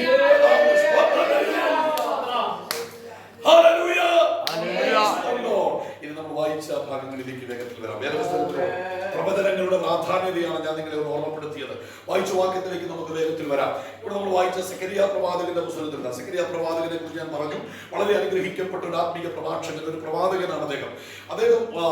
തന്റെ പുസ്തകത്തിനകത്ത് 8 ദർശനങ്ങളും അതിന്റെ വിശദീകരണങ്ങളും ആ പുസ്തകത്തിന്റെ അകത്ത് നമുക്ക് കാണാൻ കഴിയുന്നുണ്ട്. അതുപോലെ തന്നെ ഇസ്രായേൽ ജനം സ്തോത്രം 70 വർഷം ബാബിലോണിൽ പ്രവാസികളായിരുന്നു. അനന്തരം അവർ മടങ്ങി യെരൂശലേമിലേക്ക് വരികയും യെരൂശലേമിലെ നെബൂഖദ്നേസർ തകർത്തു കളഞ്ഞ ദൈവാലയം പണിയുന്ന ആ തിരക്കേറിയ പണിയുടെ ആ സീസണിൽ പ്രൈസ് ദി ലോർഡ് ശത്രുക്കൾ ഇസ്രായേൽ ജനത്തിന് അല്ലെങ്കിൽ യഹൂദ ജനത്തിന് വിരോധമായി മാറി. അങ്ങനെ പണിയാൻ തുടങ്ങിയ ജനത്തിന്റെ മനസ്സ് കെട്ടി പണിയെ തടസ്സപ്പെടുത്തിയപ്പോൾ സ്തോത്രം ജനത്തെ പിന്നെയും പണിയുന്നതിന് ഊർജ്ജസ്വലരാക്കി മാറ്റുവാൻ അവരുടെ ഇടയിലൂടെ ദൈവം ചലിപ്പിച്ച പ്രവാചകനാണ് സെഖരിയ പ്രവാചകൻ. മനസ്സിലായെന്ന് ഞാൻ കരുതുന്നു. സ്തോത്രം. അങ്ങനെ ഹല്ലേലൂയ യെരൂശലേം ദൈവാലയം തകർക്കപ്പെട്ടു. ഞാൻ ആ ഭാഗത്തേക്ക് വേഗത്തിൽ വന്ന എന്റെ വാക്കിൽ ഞാൻ അവസാനിപ്പിക്കാം. സ്തോത്രം. നമുക്ക് വായിച്ച വാക്യത്തിലേക്ക് സെരുബ്ബാബേലിന്റെ മുമ്പിലുള്ള മഹാപർവ്വതം നീ സമഭൂമിയാകും, അതിനെ കൃപ എന്ന യാപ്പോടുകൂടെ ആണിക്കല്ല് കയറ്റും. ഇവിടെ വിഷയത്തിന്റെ വിശദീകരണത്തിലേക്ക് വരുന്നതിന് മുൻപ് ഈ ഭാഗത്തിലേക്ക് ഒരുപക്ഷെ വായിച്ചു കേട്ടപ്പോൾ ദൈവദാസന്മാർക്ക് അധികമുള്ളത് കൊണ്ട് അതിന്റെ ആമുഖ ഭാഗങ്ങളൊക്കെ നമുക്ക് ബോധ്യമായെന്ന് കരുതാമെങ്കിലും ചിലത് ഹല്ലേലൂയ അതുമായി ബന്ധപ്പെട്ട് വേണ്ടതുപോലെ അറിവില്ലാത്തവരുണ്ടെന്ന് മനസ്സിലാക്കിക്കൊണ്ട് തന്നെ ഒന്ന് രണ്ട് കാര്യങ്ങൾ ഞാൻ യഹൂദജനത്തിന്റെ ചരിത്രത്തെ, ഇസ്രായേലിന്റെ ചരിത്രത്തിലേക്ക് വന്ന് ഞാൻ ഈ ഭാഗത്ത് ഒന്ന് വേഗത്തിൽ അവസാനിപ്പിക്കാം. ഇസ്രായേലിന്റെ ചരിത്രം എന്നൊക്കെ പറയുന്നത് തന്നെ സാധാരണ ഒരു വിദ്യാർത്ഥിയെ സംബന്ധിച്ചിടത്തോളം ഇഷ്ടമില്ലാത്തൊരു കാര്യമാണ് അല്ലെ. നമ്മൾ ചരിത്രം പഠിക്കുന്ന സമയങ്ങളിലാണ്, സ്കൂളിലൊക്കെ ഇരിക്കുന്ന സമയത്ത്, കോളേജിലോ സ്കൂളിലൊക്കെ പഠിക്കുമ്പോൾ ചരിത്രത്തിന്റെ സമയത്തൊക്കെ നല്ലപോലെ ഉറങ്ങിയ അനുഭവങ്ങൾ ഞാനും ഓർക്കുന്നു. സ്തോത്രം. ഹല്ലേലൂയ. കാരണം അതുകൊണ്ട് ദഹിക്കത്തില്ല നമുക്ക്, അതൊക്കെ പഠിച്ചെടുക്കാനും വലിയ ബുദ്ധിമുട്ടുള്ള കാര്യമാണ്. പക്ഷേ വേദപുസ്തകം ഒരു ചരിത്ര പുസ്തകം അല്ലെങ്കിൽ പോലും വേദപുസ്തകം ആണ് ചരിത്രത്തിന്റെ നെടുന്തൂൺ. കാരണം AD എന്നും BC എന്നും ചരിത്രത്തെ രണ്ടായി തിരിച്ചതും നസറേയനായ യേശുക്രിസ്തുവാണ്. അപ്പോൾ ക്രിസ്തുവിന് മുമ്പും ക്രിസ്തുവിന് പുറകിലുമുള്ള കാര്യങ്ങൾ മനസ്സിലാക്കുക എന്നുള്ളത് ഓരോ ഭക്തന്റെയും ആവശ്യം തന്നെയാണ്. പക്ഷെ വേദപുസ്തകത്തിന്റെ അകത്ത് ഇസ്രായേലുമായി ബന്ധപ്പെട്ടുള്ള ധാരാളം ചരിത്രങ്ങൾ നമുക്ക് കാണാൻ കഴിയുന്നുണ്ട്. ആ ഒരു ചരിത്ര ഭാഗത്തിലേക്കാണ് ഇന്ന് രാത്രിയിൽ ഞാൻ പ്രവേശിക്കാനാകും. ഇസ്രായേലിന്റെ ചരിത്രം ആരംഭിക്കുന്നത് BC 2111 കൽദയ പട്ടണമായ ഊരിൽ നിന്നും തേജോമയനായ ദൈവം അബ്രഹാമിനെ വിളിച്ചു വേർതിരിക്കുമ്പോഴാണ് ഇസ്രായേൽ ജനത്തിന്റെ ചരിത്രം ആരംഭിക്കുന്നത്. അബ്രഹാമിന് തലമുറ ഉണ്ടായിരുന്നില്ല. 100-ാമത്തെ വയസ്സിൽ ദൈവം ഒരു മകൻ കൊടുത്തു, ഇസഹാക്ക്. ഇസഹാക്കിൽ നിന്നാണ് പിന്നീട് ഏശാവും യാക്കോബും ഉണ്ടാകുന്നു. അതിൽ ഏശാവിനെ ദൈവം തള്ളുന്നു, യാക്കോബിനെ എടുക്കുന്നു. ആ യാക്കോബിന് 13 മക്കൾ, 12 ആണും ഒരു പെണ്ണുമായി 13 മക്കൾ. അങ്ങനെ അവന്റെ 12 മക്കളെ പിന്നീട് ഗോത്രപിതാക്കന്മാരെന്ന പേരിൽ അറിയപ്പെടുകയാണ്. ഇസ്രായേലിൽ വെച്ചാണ് ഇസ്രായേൽ വർദ്ധിച്ച പെരുക. ഏതാണ്ട് 70 പേരാണ് യോസേഫിന്റെ കാലത്ത് ഇസ്രായേലിൽ ചെന്ന് അവിടെ നിന്ന് അവർ പെരുകി അവിടെ നിന്ന് 400 വർഷം കഴിഞ്ഞ് അവർ പുറപ്പെടുമ്പോൾ 6,20,000 വയസ്സിന് മേലുള്ള പുരുഷന്മാർ ഉൾപ്പെടുന്ന ഒരു വലിയ സമൂഹമായ ദൈവം അവരെ ഇസ്രായേലിന്റെ മണ്ണിൽ വളർത്തി. അവിടെ മുമ്പ് ഓർപ്പിച്ചതുപോലെ വളരാതിരിക്കാനുള്ള സാഹചര്യങ്ങളൊക്കെ പിശാച് ഒരുക്കിയപ്പോൾ അങ്ങനെ 20 വയസ്സിന് മേലിൽ എണ്ണപ്പെടുന്ന 6,00,000 പുരുഷന്മാരുണ്ടായിരുന്നു അല്ലെ. കൂടാതെ സ്ത്രീകളും കുഞ്ഞുങ്ങളും അവരുടെ കണക്ക് യഹൂദന്മാർ എടുത്തിരുന്നില്ല. അതുകൊണ്ട് തന്നെ അവരുടെ കണക്കുകൾ മാറ്റിവെച്ചിട്ട് 20 വയസ്സിന് മേലിലുള്ള 6,00,000 പേര് എല്ലാം കൂടെ കൂട്ടിയാൽ 15 ലക്ഷത്തിലധികം ആളുകൾ ഇസ്രായേൽ ജനതയായി അവിടുന്ന് പെരുകി. അവർ മരുഭൂമിയിലൂടെ 40 വർഷം സഞ്ചരിച്ച് സ്തോത്രം അവർ യോർദാൻ കടന്ന് ദൈവം വാഗ്ദത്തം ചെയ്ത കനാൻ ദേശത്തെത്തുകയാണ്. കനാൻ ദേശത്ത് 7 ജാതികൾ ഉണ്ടായിരുന്നു. ഈ 7 ജാതികളെയും അതിൽ വൃദ്ധിശേഷമായി സംഹരിച്ച് ആ രാജ്യം ഇസ്രായേൽ അബ്രഹാമിനോട് പറഞ്ഞ വാഗ്ദത്തത്തിന്റെ നിവൃത്തിയായി അവകാശമാക്കിയെടുത്തു. അങ്ങനെ ഹല്ലേലൂയ അവർക്ക് ഏതാണ്ട് 480 വർഷങ്ങൾ കൊണ്ട് 17ഓളം ന്യായാധിപന്മാർ, ഒത്നിയേൽ മുതൽ ശമൂവേൽ വരെ ഏതാണ്ട് 17ഓളം ന്യായാധിപന്മാർ ഇസ്രായേലിനെ മാറി മാറി ന്യായപാലനം ചെയ്തു. അതിനുശേഷം ഇസ്രായേൽ ജനം ശമൂവേൽ എന്ന ഒടുവിലത്തെ ന്യായാധിപനോട് പറഞ്ഞു, ഞങ്ങൾക്ക് ജാതികൾക്കുള്ളതുപോലെ ഒരു രാജാവിന് ഇവർക്ക് ആവശ്യം വന്നു. അപ്പോൾ ശമൂവേൽ വളരെ നിരാശപ്പെട്ട് കരഞ്ഞു ദൈവസന്നിധിയിൽ ചെന്നപ്പോൾ ദൈവം പറഞ്ഞു, ഇതുവരെ ഞാൻ നടത്തിയതാണ്, ഇസ്രായേലിനെ നേതാവായി നയിച്ചത് ഞാനാണ്. അപ്പൊ അതുകൊണ്ട് എന്നെയാണ് അവർ തള്ളിക്കളഞ്ഞത്. സ്തോത്രം. എന്തിനു വേണ്ടി? ജാതികളെ പോലെ രാജാക്കന്മാർ അവരുടെ ആ ഇടയിൽ നടക്കുവാൻ, അവരെ സംരക്ഷിക്കുവാൻ രാജാക്കന്മാരെ ആഗ്രഹിച്ചപ്പോൾ അവർ അറിയാതെയോ തള്ളിയത് അത് സർവശക്തനായ ദൈവത്തെയാണ്. അങ്ങനെയാണെങ്കിൽ ജാതികൾക്കുള്ളതൊക്കെ നമ്മുടെ ജീവിതത്തിൽ പകർത്താൻ ആരെങ്കിലും ആഗ്രഹിച്ചാൽ ഓർത്തോ, അറിയാതെ തന്നെ നാം മനസ്സുകൊണ്ട് തള്ളുന്നത് ദൈവത്തെയും ദൈവത്തിന്റെ പ്രമാണങ്ങളെയുമാണ്. സ്തോത്രം. ജാതികളെ പോലെ ജീവിപ്പാൻ ദൈവദാസന്മാരായ ഞങ്ങൾക്കോ ദൈവമക്കൾക്കായ നിങ്ങൾക്കോ അവകാശം ദൈവം ഒരു കാലത്തും തന്നിട്ടില്ല. നമ്മൾ ഒരിക്കലും ജാതികളല്ല, നാം ജാതികളിൽ നിന്ന് വേർതിരിക്കപ്പെട്ടവരാണ്. ആ വേർപാട് ആയുസ് അസ്തമിക്കുന്നത് വരെ സൂക്ഷിക്കേണ്ട ഉത്തരവാദിത്വം നമ്മുടെ ജീവിതത്തിലുണ്ട്. ജാതികൾ എങ്ങനെയും നടക്കട്ടെ, ജാതികൾ എങ്ങനെയും ജീവിക്കട്ടെ, പക്ഷേ ഒരു ഭക്തൻ എന്നുള്ള നിലയിൽ ദൈവത്തിന്റെ പ്രമാണങ്ങളോടുള്ള വിശ്വസ്തത നിർവഹിക്കുവാൻ തെരഞ്ഞെടുക്കപ്പെട്ടവരാണ് ഞാൻ നിങ്ങളും എന്ന് മറന്നു പോകരുത്. സ്തോത്രം. ദൈവം സ്മരിക്കുന്നത് വിശ്വസ്തന്മാരെയാണ്, വിശ്വാസികളെ അല്ല ദൈവം മാനിക്കുന്നത്, വിശ്വസ്തന്മാരെ. അതുകൊണ്ട് വിശ്വാസികളായി കേവലം പോകുക എന്നുള്ളതിനേക്കാൾ വിശ്വസ്തയോടെ ജീവിക്കുക എന്നുള്ളതാണ് മൂല്യമുള്ള ആത്മീക ജീവിതം എന്ന് പറയുന്നത്. സ്തോത്രം. വേഗത്തിൽ ഞാൻ അവിടുന്ന് കടന്നു പോകട്ടെ. അങ്ങനെ സ്തോത്രം. ഇസ്രായേലിന്റെ ആവശ്യപ്രകാരം ശമൂവേലിന്റെ നേതൃത്വത്തിൽ ശമൂവേൽ അഭിഷേകം ചെയ്ത് ശൗലിനെയും 40 വർഷം കഴിഞ്ഞ് ദാവീദിനെയും പിന്നീട് ശലോമോനെയും ഇസ്രായേലിന്റെ രാജാക്കന്മാരായി കൊണ്ടുവന്നു. അങ്ങനെ 40 വർഷങ്ങൾ വീതം 120 സംവത്സരം ഈ 3 പേർ ഇസ്രായേലിന്റെ രാജാക്കന്മാരായി വാണു. എന്നാൽ ശലോമോന്റെ കാലം കഴിഞ്ഞ് ശലോമോന്റെ മകനായ രഹബയാമിന്റെ കാലം വന്നപ്പോൾ ഇസ്രായേൽ എന്ന രാജ്യം 2 ഭാഗമായി ഭാഗിക്കപ്പെടുകയാണ്. ശലോമോന്റെ കാലം കഴിഞ്ഞു. ശലോമോന്റെ മകനായ രഹബയാം അധികാരത്തിൽ വന്നു. ദൈവം രാജ്യം രണ്ടു ഭാഗമായി വിഭജിച്ചു. എന്താ കാര്യം എന്ന് നിങ്ങൾക്കറിയാം. Praise the Lord. Solomon hallelujah അവന്റെ ആരംഭം നല്ലതായിരുന്നെങ്കിലും അവസാനം ഹല്ലേലൂയ അത്ര ശരിയായിരുന്നില്ല. വളരെ മോശമായിരുന്നു അല്ലെ. 1000-ഓളം ഭാര്യമാരുണ്ടായിരുന്നു വേദപുസ്തകം പറയുന്നുണ്ട് അല്ലെ. ആ ഭാര്യമാരൊക്കെ തന്നെ അന്യജാതികളിൽപ്പെട്ട ആളുകളാണ്. സ്തോത്രം. നമ്മുടെയൊക്കെ പല വീടുകളിലും കുടുംബങ്ങളിലും ഒക്കെ നടന്നുകൊണ്ടിരിക്കുന്നത് തലമുറകളിൽ പലരും അന്യജാതിയിൽപ്പെട്ടവരെ വിവാഹം കഴിക്കുകയാണ് അല്ലെ. സ്തോത്രം. മറ്റ് ദൈവമക്കൾ ഒരിക്കലും യോജിച്ചു പോകാൻ പാടില്ലാത്ത ബന്ധങ്ങളിലൂടെ പോയി സ്തോത്രം ഹല്ലേലൂയ തകർന്നു പോകുന്ന എത്രയോ കുടുംബങ്ങൾ നമ്മുടെ ചുറ്റുപാടുകളിലുണ്ട്. നമ്മുടെ കോസ് എന്ന സമൂഹത്തിൽ നിന്നും ഹല്ലേലൂയ ദൈവഹിതമല്ലാതെ അന്യ ദൈവങ്ങൾ ഒരിക്കലും യോജിക്കാൻ കഴിയാത്ത വിവാഹ ബന്ധങ്ങളിലൂടെ ദൈവകൃപയിൽ നിന്ന് അകന്നു പോകുന്ന ധാരാളം പേരുണ്ട്. പക്ഷെ പരിശുദ്ധാത്മാവിനെ നമ്മോട് പറയാറുള്ളത് ഹല്ലേലൂയ പ്രൈസ് ദി ലോർഡ് ദൈവഹിതമല്ലാത്തതിലൊന്നും നമ്മുടെ തലമുറകൾ ഇടപെടുവാൻ ഇടമുണ്ടാകരുത്. നമ്മുടെ തലമുറകൾ ദൈവത്തിന്റെ വേർപാട് കാവൽക്കാരായി നിൽക്കണം. വേദപുസ്തകത്തിന്റെ കാവൽക്കാരായി നമ്മൾ ജീവിക്കണം.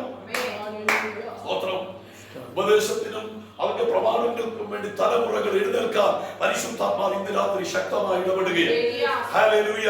അവരോട് ശ്രദ്ധിക്കുക. നമ്മൾ മനസ്സിലാക്കേണ്ട ഏറ്റവും പ്രധാനപ്പെട്ട ഒരു വിഷയം എന്ന് പറയുന്നത് ശലോമോന്റെ ജീവിതത്തിന്റെ ഒടുവിലത്തെ അവസ്ഥകൾ അതിദയനീയമായിരുന്നു. എന്താ സംഭവിച്ചത്? അന്യ ദൈവങ്ങളെ ആരാധിച്ചിരുന്ന ആ സ്ത്രീകളെയൊക്കെ ആ ശലോമോൻ ദൈവാലോചനയില്ലാതെ ഭാര്യമാരായി എടുത്തു. ഒടുവിൽ സംഭവിച്ചത് അവൻ പ്രായം ചെന്നപ്പോൾ ഈ സ്ത്രീകളെല്ലാം കൂടെ കൂടി ആ ശലോമോനെ യഹോവയായ ദൈവത്തിൽ നിന്ന് അകറ്റി അന്യ ദൈവങ്ങളിലേക്ക് വലിച്ചു കൊണ്ടുപോയി. സ്തോത്രം. അന്യ ദൈവങ്ങളിലേക്ക് വലിച്ചു കൊണ്ടുപോയി. ശലോമോന്റെ കുടുംബത്തിന്റെ അകത്ത് അന്യാരാധനയുടെ വ്യാപാരങ്ങൾ ഇരച്ചു കയറി വരികയാണ്. അങ്ങനെയാണെങ്കിൽ ഇന്ന് രാത്രി ദൈവാത്മാവിൽ ഒരു ദൂത് എന്നെ ശ്രമിക്കുന്ന ദൈവമക്കളോട് ഞാൻ കൈമാറാം. നിന്റെ ദൈവകൃപ ചോർന്നു പോകുന്നതൊന്നും ദൈവ സാന്നിധ്യം നഷ്ടപ്പെടുന്നതൊന്നും നിന്റെ കുടുംബത്തിനകത്തോ നിന്റെ സഭയ്ക്കകത്തോ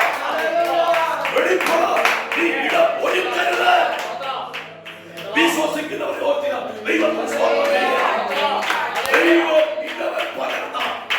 ദൈവകൃപ ശലോമോന് ജ്ഞാനം കൊടുത്തു. ദൈവം കൊടുത്ത ജ്ഞാനം എത്ര വലുതാ!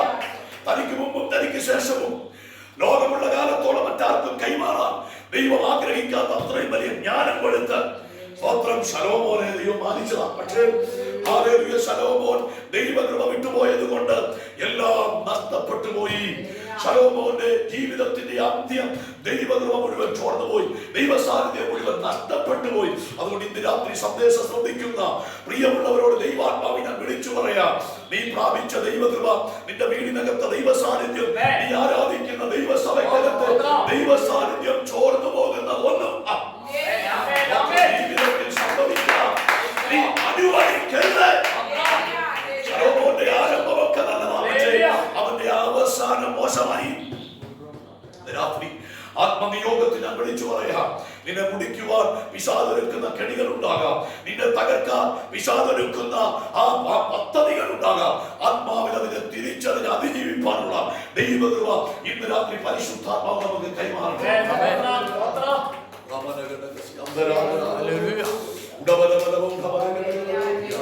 ലോകത്തിലെ ഏറ്റവും വലിയ ജ്ഞാനിയായ ദൈവം ശലോമോനെ എഴുന്നേൽപ്പിക്കുമ്പോൾ തന്നെ മറുഭാഗത്ത് പിശാച് ശലോമോനെ മുച്ചോട് മുടിച്ചു കളയുവാൻ കടമൊരുക്കിക്കൊണ്ടിരുന്നു. അങ്ങനെയാണ് 1000-ലധികം സ്ത്രീകൾ ശലോമോന്റെ ജീവിത ഭാഗമായി മാറുന്നത്. അവരൊക്കെ അന്യ ദൈവങ്ങളെ ആരാധിച്ചത് കൊണ്ട് അവരുടെ ദൈവങ്ങൾ ഇസ്രായേലിലേക്ക് വന്നു. ഇസ്രായേലിൽ ദൈവ സാന്നിധ്യം ചോർന്നു, ദൈവകൃപ നഷ്ടപ്പെട്ടു പോയി. അതുകൊണ്ട് എന്താ സംഭവിച്ചെന്നറിയാമോ? സ്തോത്രം ഹല്ലേലൂയ. ആ ശലോമോന്റെ തലമുറയുടെ കാലമായപ്പോൾ ഇസ്രായേലിനെ ദൈവം എന്ത് ചെയ്തു? രണ്ടു ഭാഗമാക്കിയില്ലേ? ആ തലമുറ ഇസ്രായേലിനെ മുഴുവൻ അനുഭവിക്കാൻ ദൈവം സമ്മതിച്ചില്ല. നമ്മുടെ തലമുറകൾ നന്മ അനുഭവിക്കണമെങ്കിൽ ഇന്ന് മുതൽ വിശ്വസ്തയോടെ നമുക്ക് ദൈവത്തിന് വേണ്ടി മുന്നോട്ട് പോകാം. തലമുറകൾക്ക് ദൈവം വിശാലതകൾ കൊടുക്കും, നന്മ കൊടുക്കും. നാം വിശ്വസ്തയോടെ നിന്നാം. മനസ്സിലാക്കുന്നവർക്ക് ശലോമോന്റെ കാലം വന്നപ്പോൾ കഴിഞ്ഞപ്പോൾ തന്റെ മകന്റെ പേര് രഹബയാമിന്റെ കാലമായപ്പോൾ ഇസ്രായേലിന്റെ രാജ്യം രണ്ടു ഭാഗമായി. ഇസ്രായേൽ എന്നാൽ 12 ഗോത്രങ്ങളടങ്ങിയ രാജ്യം. Reuben, Simeon, Judah, Zebulun, Issachar, Dan, Gad, Asher, Naphtali, Ephraim, Manasseh, Benjamin എന്ന പേരിൽ 12 ഗോത്രങ്ങൾ അടങ്ങിയ ഒറ്റ രാജ്യമായിരുന്നു ഇസ്രായേൽ. പക്ഷേ ശലോമോന്റെ കാലം കഴിഞ്ഞപ്പോൾ രാജ്യം ദൈവം രണ്ടു ഭാഗമാക്കുകയാണ്. ദൈവം രാജ്യം രണ്ടു ഭാഗമാക്കുന്നു അല്ലെ. സ്തോത്രം. ഒരിക്കൽ ശലോമോന്റെ ദാസന്റെ പേര് യെരോബെയാമെന്ന. ശലോമോന്റെ മകൻ രഹബെയാമും ശലോമോന്റെ ദാസൻ യെരോബെയാം. ഒരു ദിവസം ആ അഹിയ പ്രവാചകൻ ഹല്ലേലൂയ താനിങ്ങനെ നടന്നു വരുമ്പോൾ ആ തനിക്കെതിരായിട്ട് പ്രൈസ് ദി ലോർഡ് ഹല്ലേലൂയ ശലോമോന്റെ ദാസനായ യെരോബെയാം നടന്നു വരുന്നു. അങ്ങനെ നടന്നു വരുന്ന സമയത്ത് ഈ പ്രവാചകൻ ധരിച്ചിരിക്കുന്ന ഒരു പുതിയ വസ്ത്രമാണ് അല്ലെ. ദൈവദാസന്മാരൊക്കെ വല്ലപ്പോഴും ഒക്കെയാ പുതിയത് ധരിക്കുന്നത്. സ്തോത്രം. എന്നും പുതിയ ധരിക്കാൻ കഴിവുള്ള ദൈവദാസന്മാർ ഇല്ലെന്നൊന്നുമല്ല. ഒരു സാധാരണ ദൈവദാസന്മാർ എന്നെ പോലെയൊക്കെയുള്ള ദൈവദാസന്മാർ വല്ലപ്പോഴുമാണ് ഒരു പുതിയ ഷർട്ട് ചെയ്യുന്നത്. അതിവിടെ ഇരുന്ന് കഴിഞ്ഞ ദിവസം ഞാൻ ഒരു പുതിയ ഷർട്ട് കൊണ്ടുള്ള ഒരു ശുശ്രൂഷയ്ക്ക് പോയി. അത് കഴിഞ്ഞ് വന്ന് ഞാൻ ഒരിടത്തിൽ നിന്ന് ഒരു വണ്ടി വരാൻ ബസ്സിനാണ് ദൂരമായിട്ട് ബസ്സിന് പോയി. ബസ് വരാൻ ആവശ്യമുണ്ട്. ഞാൻ അവിടെ വെയിറ്റ് ചെയ്തിരുന്നു. ആ ഒരു ചെയറിലിരുന്നു. ഇതുപോലത്തെ ഒരു ചെയറാണ്. അതിലിരുന്ന് കഴിഞ്ഞ് ഞാൻ എഴുന്നേറ്റ് പെട്ടെന്ന് ബസ് വന്നു. ഞാൻ എഴുന്നേറ്റ് പോകുന്നു. വീട്ടിൽ വന്നപ്പോഴാണ് കണ്ടത് പുറംവശം കുറച്ച് അതിൻ്റെ ഇടയിലോ ഒടിഞ്ഞിട്ടുണ്ടാകും. അതിൻ്റെ ഇടയിലോട്ട് കയറിയിട്ട് പെട്ടെന്ന് എഴുന്നേറ്റ് അത് കീറി. ഞാനതറിയാതെ പോകുന്നത് പുതിയ ഷർട്ടാണ്. പക്ഷെ എന്ത് ചെയ്യാൻ ഉപയോഗിക്കാൻ പറ്റുമോ? റിസൾട്ട് ചെയ്യാൻ എങ്ങനെയും ഉപയോഗിക്കാൻ. റിസൾട്ട് ചെയ്തില്ലാത്തതുകൊണ്ട് ഒന്നും ചെയ്യാൻ പറ്റുന്നത് പുതിയ ഷർട്ടാണ്. പറഞ്ഞിട്ട് കാര്യമുണ്ടോ? ഇരുപ്പോയി. സ്തോത്രമോ. പലപ്പോഴും ഒക്കെ നമുക്കൊരു പുതിയത് കിട്ടുന്നതും ആരെങ്കിലും വിശ്വാസികളൊക്കെ ആണെങ്കിലും വിദേശത്തുണ്ടെങ്കിലും സ്തോത്രം എല്ലാവരും ഒന്നും ദൈവദാസന്മാരെ ഓർക്കുന്നവരൊന്നും അല്ല. സ്തോത്രം അല്ലേ. അവരുടെ പഴയത് പോലും ചിലപ്പോൾ ദൈവദാസന്മാർക്ക് കൊടുക്കാൻ മനസ്സിലാത്ത ഒത്തിരി ആൾക്കാരുണ്ട്. എന്നാൽ ദൈവദാസന്മാരെ സ്നേഹിക്കുന്നവരും വിദേശത്തൊക്കെ വന്നു കഴിഞ്ഞാൽ ദൈവദാസന്മാർക്ക് ദൈവദാസിക്ക് കുഞ്ഞുങ്ങൾക്കൊക്കെ കൃത്യമായിട്ടൊക്കെ കൊണ്ടുകൊടുക്കുന്ന ധാരാളം ദൈവമക്കളുണ്ട്. അവരെയൊക്കെ ഓർത്ത് ദൈവത്തെ സ്തുതിക്കുക. എങ്കിലും ദൈവദാസന്മാർക്ക് വല്ലപ്പോഴുമാണ് ഇങ്ങനെയൊക്കെ പുതിയ കിട്ടുന്നത്. അപ്പം ഇവിടെ ഈ അഹിയ പ്രവാചകൻ ആ സമയത്ത് വരുമ്പോൾ ഒരു പുതിയ വസ്ത്രം അവിടെ എഴുതി വെച്ചത്. അതുകൊണ്ടാണ് പറഞ്ഞല്ലേ പുതിയ വസ്ത്രം ധരിച്ചോണ്ടാ വരുന്നത് അല്ലേ. അപ്പൊ ഇദ്ദേഹത്തെ കണ്ടപ്പോൾ അഹിയാവ് ഈ യെരോബെയാമിനെ കണ്ടു കഴിഞ്ഞപ്പോൾ അഹിയാവിന്റെ മേൽ ദൈവാത്മാവ് വന്നു അല്ലെ. ദൈവാത്മാവ് വന്നു. അതാണ് അഭിഷേകത്തിന്റെ പ്രത്യേകത. ഹല്ലേലൂയ. അഭിഷേകം വന്നു. സ്തോത്രം. അഭിഷേകം വന്നു. ഉടനെ ഇദ്ദേഹം ആത്മാവിൽ ചലിക്കാൻ തുടങ്ങി. ആത്മാവിൽ ചലിച്ചപ്പോൾ പെട്ടെന്ന് അദ്ദേഹം താൻ ധരിച്ചിരുന്ന പുതിയ വസ്ത്രം ഊരി അത് 12 കഷ്ണങ്ങളായിട്ട് പറ്റുമോ? ഒരു പുതിയ വസ്ത്രം കൈകൊണ്ട് വലിച്ചു കീറാൻ പറ്റുമോ? എന്നെ കൊണ്ട് വലിച്ചു. സ്തോത്രം. എന്നെ കൊണ്ട് പറ്റില്ല. കാരണം ചില പഴകിക്കഴിഞ്ഞാൽ പിന്നെ ചിലപ്പോൾ നമ്മൾ ചിലപ്പോൾ ബലം പിടിക്കുമ്പോൾ തന്നെ സൗണ്ട് കേൾക്കാം. അങ്ങനെ അല്ലേ. പക്ഷെ ഒരു പുതിയ വസ്ത്രം എത്ര ആരോഗ്യമുള്ളവരാണെങ്കിലും പെട്ടെന്ന് തയ്ച്ച വസ്ത്രം അല്ലെങ്കിൽ നമുക്ക് അതിൻ്റെ എവിടെയെങ്കിലും പിടിച്ച കീറി പോലും തയ്ച്ചിങ്ങനെ സൈഡിൽ കണ്ടിരിക്കുന്നതാണ്. പെട്ടെന്ന് പിടിച്ച കീറി വരാൻ ബുദ്ധിമുട്ട് വരും അല്ലേ. പക്ഷേ 12 ചുമ്മാ വലിച്ചിരുന്നതല്ല, 12 കഷണങ്ങളാക്കി അത് കീറണമെങ്കിൽ അഭിഷേകത്തിന്റെ ശക്തി എത്ര വലുതാണ്.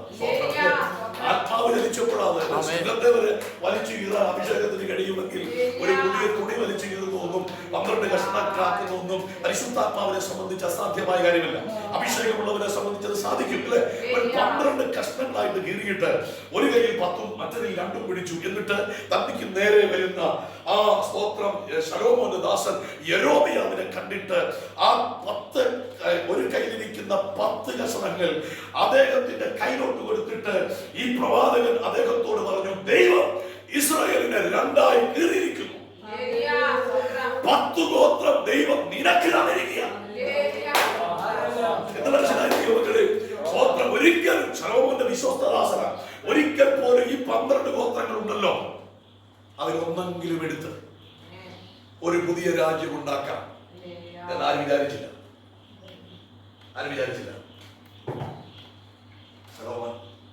യെരോബെയാം വിചാരിച്ചില്ല. സ്തോത്രം അല്ലേ.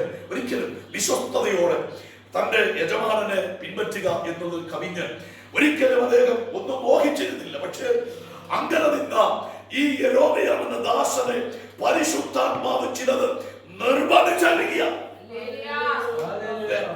10 കഷ്ണങ്ങൾ കൊടുത്തിട്ട് പറയാം, നീ ഇസ്രായേലിലെ 10 ഗോത്രങ്ങൾക്ക് രാജാവായിക്കോണം. ഒരിക്കലും ആഗ്രഹിക്കാത്തവൻ, ഒരിക്കലും ചിന്തിക്കാത്തവൻ, പക്ഷെ ദൈവം പറയുന്നു നീ നിർബന്ധമായും ഈ 10 ഗോത്രങ്ങൾക്ക് രാജാവാകുക.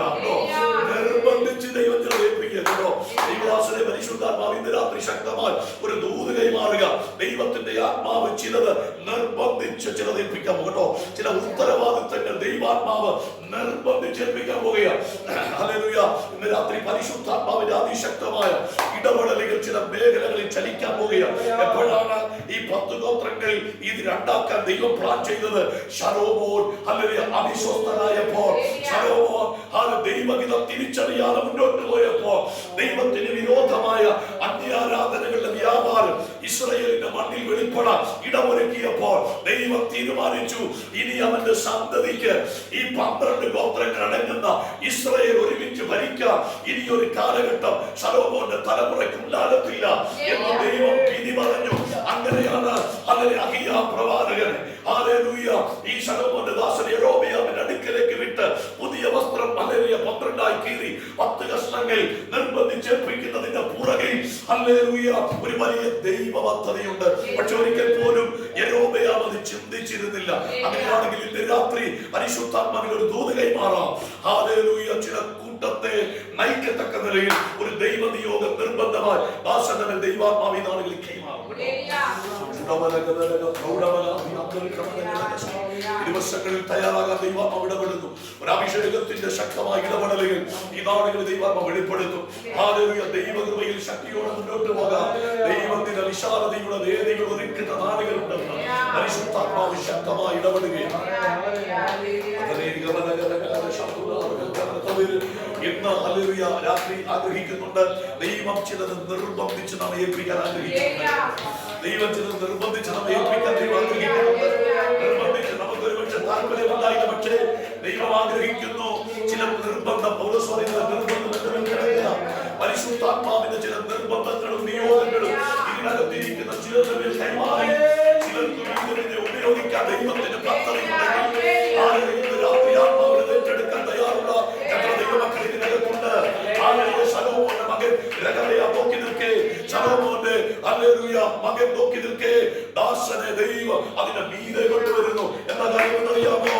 അവൻ വിശ്വസ്തനായിരുന്നു. അങ്ങനെയാണെങ്കിൽ ആളുകളിൽ വിശ്വസ്തന്മാരെ എഴുതപ്പിക്കുന്ന വിശ്വാസികളാകട്ടെ, ശുശ്രൂഷകന്മാരാകട്ടെ, ദൈവം വിശ്വസ്തന്മാരെ എഴുതപ്പിക്കുന്ന ദിവസങ്ങൾ, വിശ്വസ്തന്മാരെ മാനിക്കുന്ന ദിവസങ്ങൾ, വിശ്വസ്തന്മാരെ ഉപയോഗിക്കുന്ന ദിവസങ്ങൾ. ആരാധിക്കാൻ കഴിയുമോ?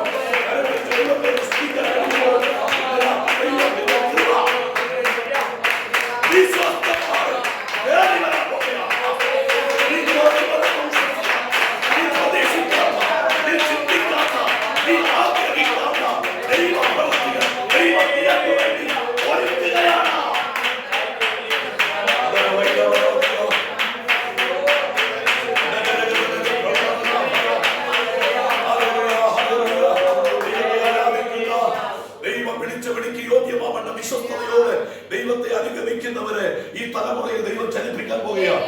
അവരുടെ അഭിഷേകത്തിന്റെ കൈമാറ്റം ദൈവം നൽകും. പരിശുദ്ധാത്മാവ് അവരിലൂടെ ദൈവം ചലിപ്പിക്കും.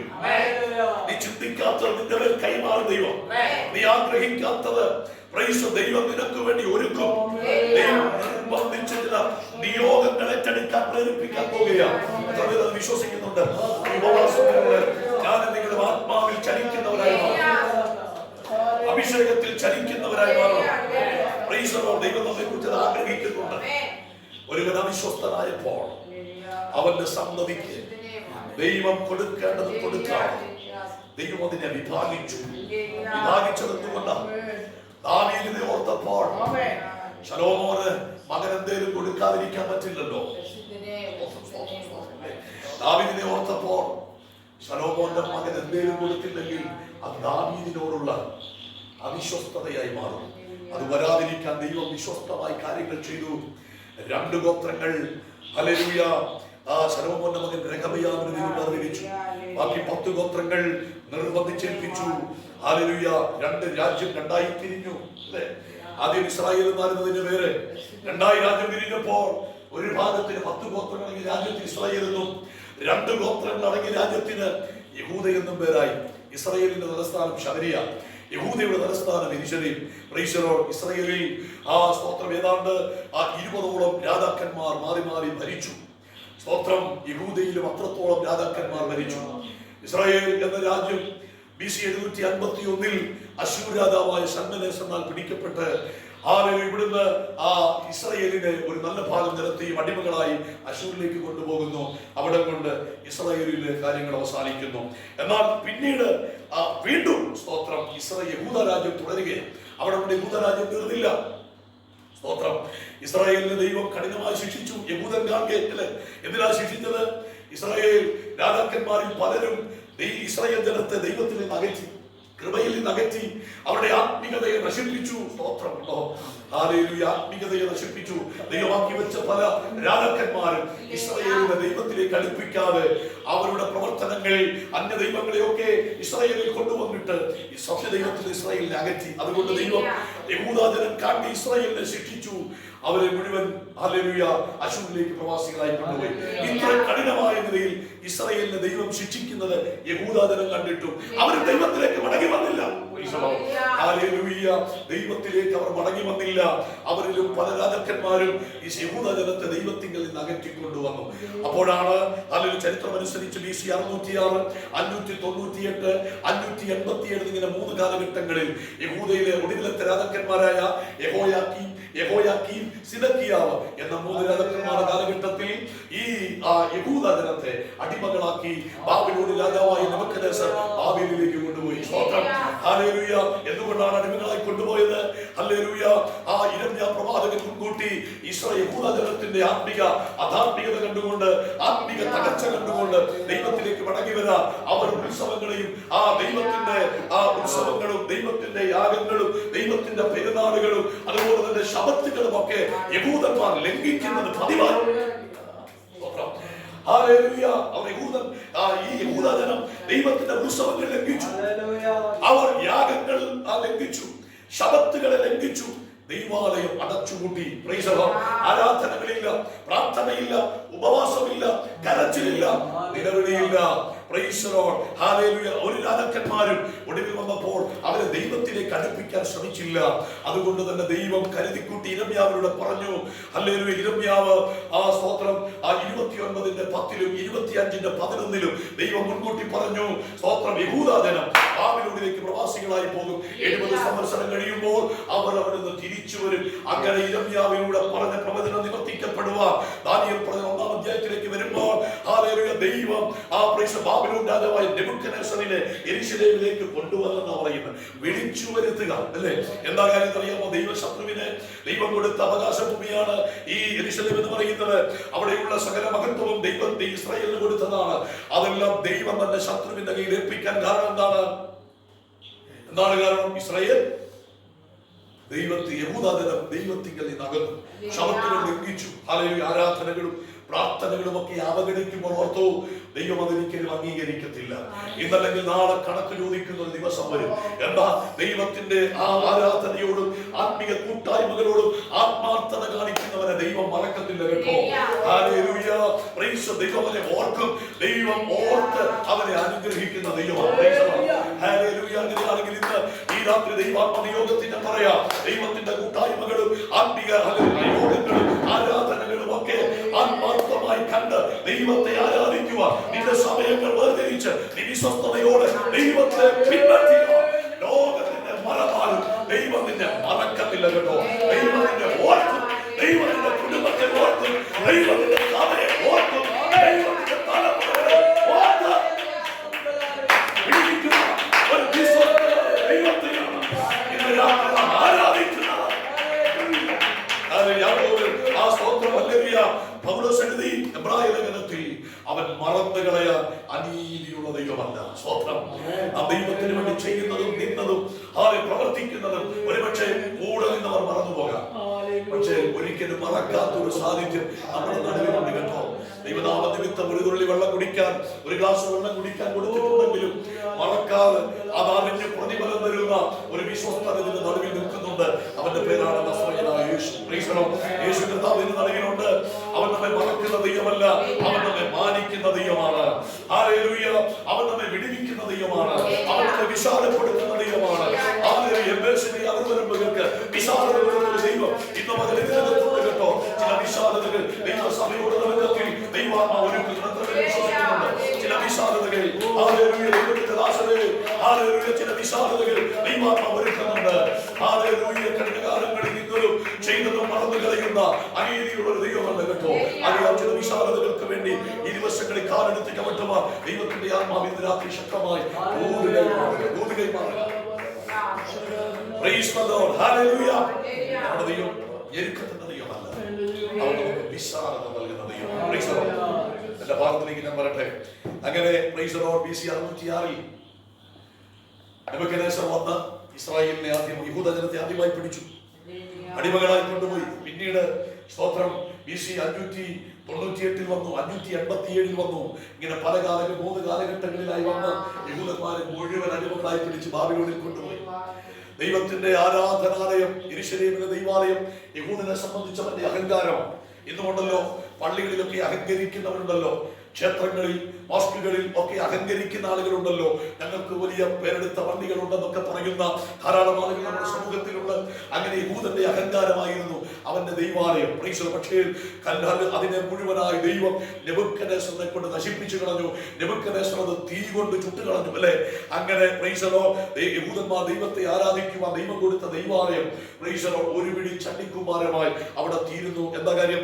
നെബൂഖദ്നേസർ യെരൂശലേമിൽ വന്നിട്ട് ചെയ്തത്, യെരൂശലേമിന്റെ സംരക്ഷണ മതിലുകൾ മുഴുവൻ അവൻ തകർത്തു. ഹല്ലേലൂയ. യെരൂശലേമിന്റെ ആരാധന യാഗങ്ങൾ നടക്കുന്ന യെരൂശലേമിലെ ദൈവത്തിന്റെ ആലയത്തെ മുഴുവൻ അവൻ ഇടിച്ചു നികത്തുകയാണ്. എന്താ സംഭവിച്ചത്? ശത്രുവിന് ഇടം കൊടുത്താൽ അവൻ സകലതും നശിപ്പിക്കും. ഇവിടെ നെബൂഖദ്നേസറിന് യഹൂദന്മാർ ഇടം കൊടുത്തതാണ്, ശത്രുവില്ലേ ദൈവം വിളിച്ചു വരുത്തിയതാണ്. അവൻ വന്നപ്പോൾ ഇസ്രായേലിൽ യഹൂദ രാജ്യത്തുണ്ടായിരുന്ന അലങ്കൃതമായതെല്ലാം അവൻ നശിപ്പിച്ചു. എവിടെ നോക്കിയാലും ചാരമായി തീരത്തക്ക നിലയിൽ മുഴുവൻ ചുട്ടുകളഞ്ഞു, മതില് ഇടിച്ചു കളഞ്ഞു. Praise the Lord. അങ്ങനെ ആ ഒറ്റനോട്ടത്തിൽ യെരൂശലേമിനെ നിർമൂലമാക്കി എന്ന് പറയാം. ഇത് ശത്രുവിനെ ചുറ്റുപാടും കിടക്കുന്ന മുഴുവൻ ശത്രുക്കൾ, അവരെ സംബന്ധിച്ച് ഇത് വലിയ സന്തോഷമാക്കല്ലോ. നമ്മുടെ വീട്ടിലെ ആരാധന, ആ വീട്ടുപ്രാർത്ഥനയൊക്കെ നഷ്ടപ്പെടുന്നത് പലർക്കും വലിയ സന്തോഷമാണ്. സ്തോത്രത്തിലെ വീടിനകത്ത് പ്രാർത്ഥനയില്ല, ആരാധനയില്ല, ഉപവാസമില്ല, കരച്ചിലില്ല, ഇതൊന്നും ഇല്ലാതെ വരുന്നത് ചുറ്റുപാട് പാർക്കുന്ന ശത്രുക്കളെ സംബന്ധിച്ചിടത്തോളം വലിയ സന്തോഷം ഉണ്ടാകുന്ന കാര്യമാണ്. കഴിഞ്ഞ 70 വർഷം യെരൂശലേമിൽ ആരാധനയില്ല, യാഗമില്ല, യെരൂശലേമിൽ മനുഷ്യരില്ല, യെരൂശലേം മുഴുവൻ ചണ്ടിക്കുമാരമായി കിടക്കുന്നത് ചുറ്റുപാട് പാർക്കുന്ന യഹൂദന്റെ ശത്രുക്കൾ രാജ്യങ്ങളെ സംബന്ധിച്ച് അവർക്കത് വലിയ ആഘോഷമായിരുന്നു. 70 വർഷം തികഞ്ഞപ്പോൾ യിരെമ്യാവിലൂടെ ദൈവം പറഞ്ഞ ദൈവം നിവർത്തിച്ചു. എന്ന് പറയുന്ന ജാതീയ രാജാവിന്റെ കാലത്ത് ദൈവം യെശയ്യാ പ്രവാചകനോട് പറയിച്ചു, അവൻ ഇടിവുകളൊക്കെ പണിയും. അവൻ എന്റെ ദാസൻ, എന്റെ ഇടയനാണ്, അവനെ കൊണ്ട് ഞാൻ ഇടിവുകൾ പണിയിക്കും.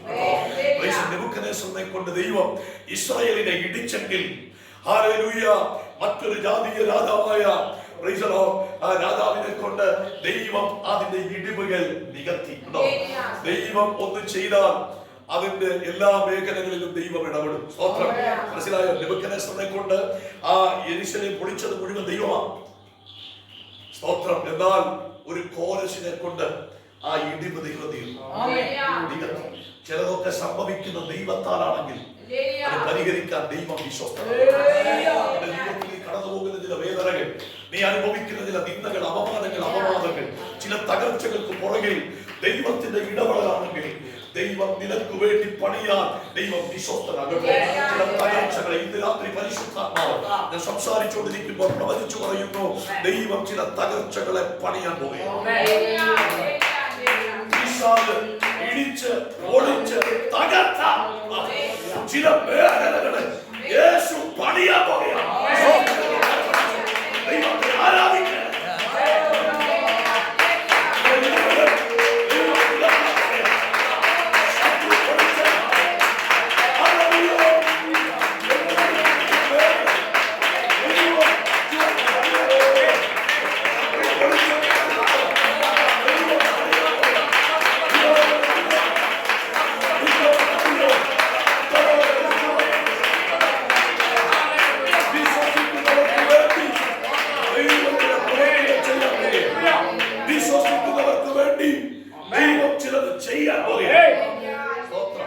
ദൈവം പൊടിച്ചതാണെങ്കിൽ അവൻ പണിയിപ്പിക്കാൻ ശക്തനാണ്. 70 വർഷം ആരും പണിയാതെ സ്തോത്രം ദൈവാലയം കിടന്നു, യെരൂശലേം കിടന്നു. 70 വർഷം കഴിയുമ്പോൾ 70 വർഷം തികയുമ്പോൾ യിരെമ്യാവിലൂടെ ദൈവം പ്രവചിച്ചു പറഞ്ഞത്, 70 വർഷം തികയുമ്പോൾ ഞാൻ ആ ജനത്തെ മടക്കി വരുത്തും. സ്തോത്രം. ഉണ്ടോ? അങ്ങനെ ദൈവം അവരെ മടക്കി വരുത്തി. അങ്ങനെ അവർ മടങ്ങി വന്നു. യെരൂശലേമിന്റെ ദൈവാലയം പണിയുകയാണ്. അങ്ങനെ ദൈവാലയത്തിന്റെ പണിക്ക് വേണ്ടി ദൈവം സ്തോത്രം ഏതാണ്ട് 50,000-ഓളം വരുന്ന ആളുകള് 700 മൈൽ മരുഭൂമിയിലൂടെ സഞ്ചരിപ്പിച്ച് അവർ പിതാക്കന്മാരുടെ ദേശമായ സ്തോത്രം ഈ യെരൂശലേമിൽ അവരെ എത്തിച്ചു. അങ്ങനെ സെരുബാബേലിന്റെ നേതൃത്വത്തിൽ നേതൃത്വം കൊടുത്താരാ? സെരുബാബേൽ. സ്തോത്രം. നമ്മൾ വായിച്ചത് സെരുബാബേലിന്റെ മുൻപിലുള്ള മഹാപർവ്വതം എന്നിയാണ് അല്ലെ? അപ്പൊ അന്ന് BC 536 ഇസ്രായേൽ യഹൂദാജനം ബാബിലോണിൽ നിന്ന് പുറപ്പെടുമ്പോൾ അന്ന് അവർക്ക് നേതൃത്വം കൊടുക്കാൻ ദൈവം തെരഞ്ഞെടുത്തത് സ്തോത്രം സെരുബാബേലിനെയാണ് അല്ലെ? അങ്ങനെ സെരുബാബേലിന്റെ നേതൃത്വത്തിൽ 50,000-ഓളം ആളുകൾ യെരൂശലേമിലേക്ക് മടങ്ങി വന്നു. അവരുടെ മടങ്ങി വരവിന്റെ ദൗത്യം എന്ന് പറയുന്നത് നെബൂഖദ്നേസർ തകർത്തെറിഞ്ഞ യെരൂശലേമിന്റെ ദൈവാലയത്തെ വീണ്ടും പണിയുക എന്നുള്ള ആത്യന്തികമായ ലക്ഷ്യം ചുമലിലേറ്റുകൊണ്ട് സെരുബാബേലിന്റെ നേതൃത്വത്തിൽ ഒരു കൂട്ടം ആളുകൾ എത്തി. അവർ വന്ന ആ സമയങ്ങൾ മുതൽ യെരൂശലേമിന്റെ ദൈവാലയം പഴയതിനേക്കാൾ പ്രൗഢിയോടെ പണിതുയർത്തുവാൻ അവരാവോളം പരിശ്രമിച്ചു. അങ്ങനെ യെരൂശലേം ദൈവാലയത്തിന് വീണ്ടും അടിസ്ഥാനമിട്ട് വലിയ അത്യുച്ചത്തിൽ ആർപ്പിട്ടുകൊണ്ട് അതിന്റെ പണി അവർ തുടങ്ങി. അങ്ങനെ പണിതേതാണ്ട് 2-3 വർഷങ്ങൾ പണി മുമ്പോട്ട് പോയി. അത് കഴിഞ്ഞപ്പോൾ യെരൂശലേമിന്റെ ദൈവാലയത്തിന്റെ പണി തടസ്സപ്പെട്ടു. പണി തടസ്സപ്പെട്ടു. എങ്ങനെ തടസ്സപ്പെട്ടു? 1 കാര്യങ്ങളൂടെ പറയുന്നു. എസ്രായേലിന്റെ പുസ്തകം 4-ാം അധ്യായം 4 മുതൽ വായിക്കാം. സ്തോത്രം. എസ്രായേലിന്റെ പുസ്തകം 4-ാം അധ്യായം 4, 5, 6 വാക്യങ്ങൾ ഒന്ന് വേഗത്തിൽ വായിക്കാം.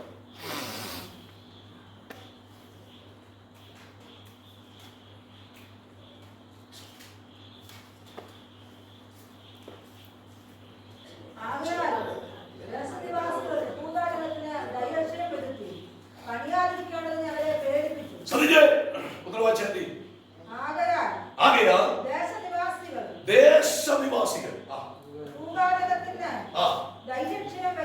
ധൈര്യം ക്ഷയിപ്പിച്ച് എന്തിനാ ധൈര്യം ക്ഷയിപ്പിച്ചത്? ഇനി പണിയാൻ പാടില്ല. സ്വത്രം ഇനി പണിയാൻ. അപ്പൊ ഇത്രയും നാളെ 70 വർഷം പൊടിഞ്ഞു കിടന്നപ്പോ വലിയ സംഭവമാണ്. അവരെല്ലാം പ്രതീക്ഷിച്ചു ഇനി ഒരു ആരാധന ഇവിടെ ഉയരത്തില്ല, ഇനി ഒരു പ്രാർത്ഥന ഇവിടെ ഉയരത്തില്ല, ഇനി ഒരു ദൈവപ്രവൃത്തി ഇവിടെ നടക്കത്തില്ല, ഇനി യാഗങ്ങളുടെ സ്തോത്രം പുക ഇവിടെ ഉയരത്തില്ല. അങ്ങനെയൊക്കെ ഉത്സവങ്ങളുടെ ആഘോഷങ്ങൾ യെരൂശലേമിന്റെ മണ്ണിൽ ഇനി ഉണ്ടാകില്ല. എന്നേക്കുമായി എല്ലാം അസ്തമിച്ചു എന്ന് ദേശവാസികൾ കരുതിയിരിക്കുമ്പോഴാണ് 70 വർഷം തികഞ്ഞപ്പോൾ അതേ ജനം തിരികെ വരികയാണ്. ആത്തുവിളിച്ചുകൊണ്ടവർ ആഘോഷത്തോടെ തിരിച്ചു വന്നപ്പോൾ ചുറ്റുപാടുണ്ടായിരുന്നവരുടെ പ്രതീക്ഷ മുഴുവൻ തകർന്നു. ഇന്ന് രാത്രി പരിശുദ്ധാത്മ പറയുന്നു, ചിലരുടെ പ്രതീക്ഷകൾ ദൈവം തകർക്കാൻ പോകുന്നു. സഭയ്ക്കെതിരെയുള്ള ചിലരുടെ പ്രതീക്ഷകൾ അവരുടെ പാർക്കുന്ന ചുറ്റുപാടുകളുള്ള ചിലരുടെ പ്രതീക്ഷകൾ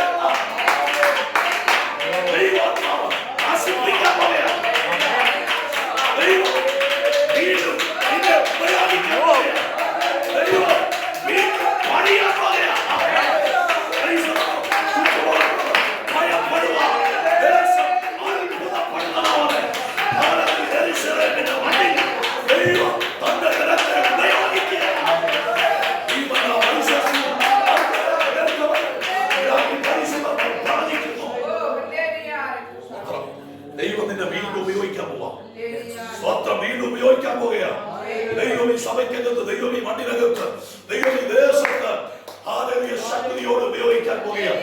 വിശ്വസിക്കുന്നതിൽ ആമേൻ പറഞ്ഞു.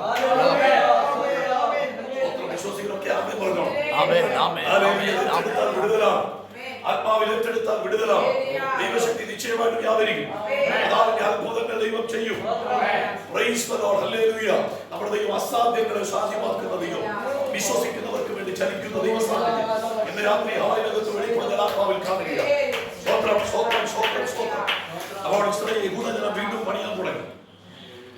പണി തുടങ്ങിയപ്പോൾ ഇസ്രായേലിന്റെ പണി തുടങ്ങിയപ്പോൾ അവർക്ക് മനസ്സിലായി, ഇസ്രായേൽ ഒരു കാര്യം തീരുമാനിച്ചാൽ അതതിന്റെ പൂർത്തീകരണത്തിലെത്തും.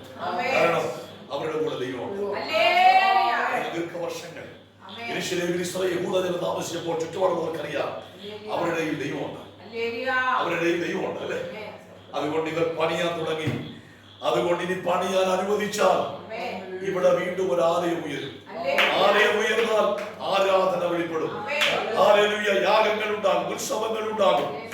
നമുക്ക് ആർക്കും ആ മണ്ണിലേക്ക് അടുക്കാൻ കഴിയാത്തതുപോലെ ദൈവത്തിന്റെ മഹത്വം ആ മണ്ണിനകത്ത് ഇറങ്ങും. അത് സംഭവിക്കാതിരിക്കണമെങ്കിൽ പണിയാൻ അനുവദിക്കരുത്.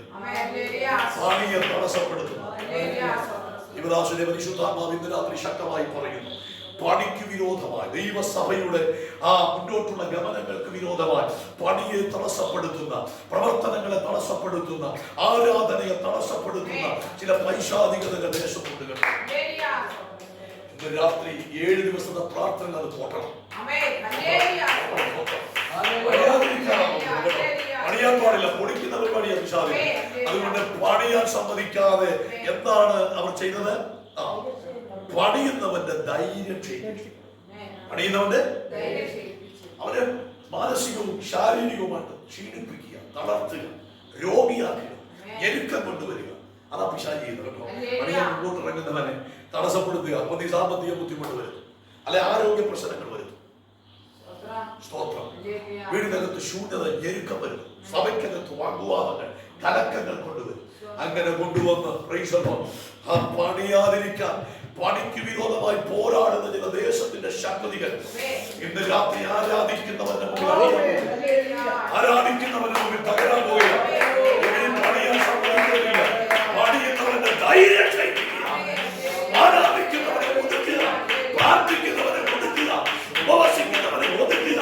ഇന്ന് രാത്രി ആ ശക്തിയെ പരിശുദ്ധാത്മാവ് വെട്ടുക.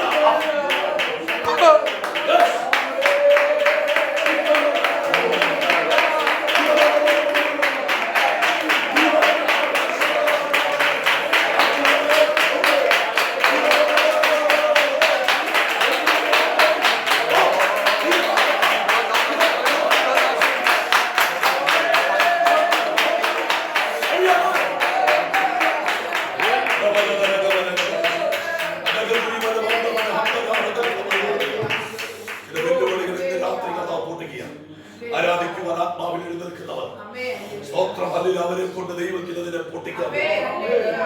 ഇവിടെ ഒന്നാമത് ഈ ദേശത്തിന്റെ ദേശവാസികൾ എന്താ ചെയ്തത്?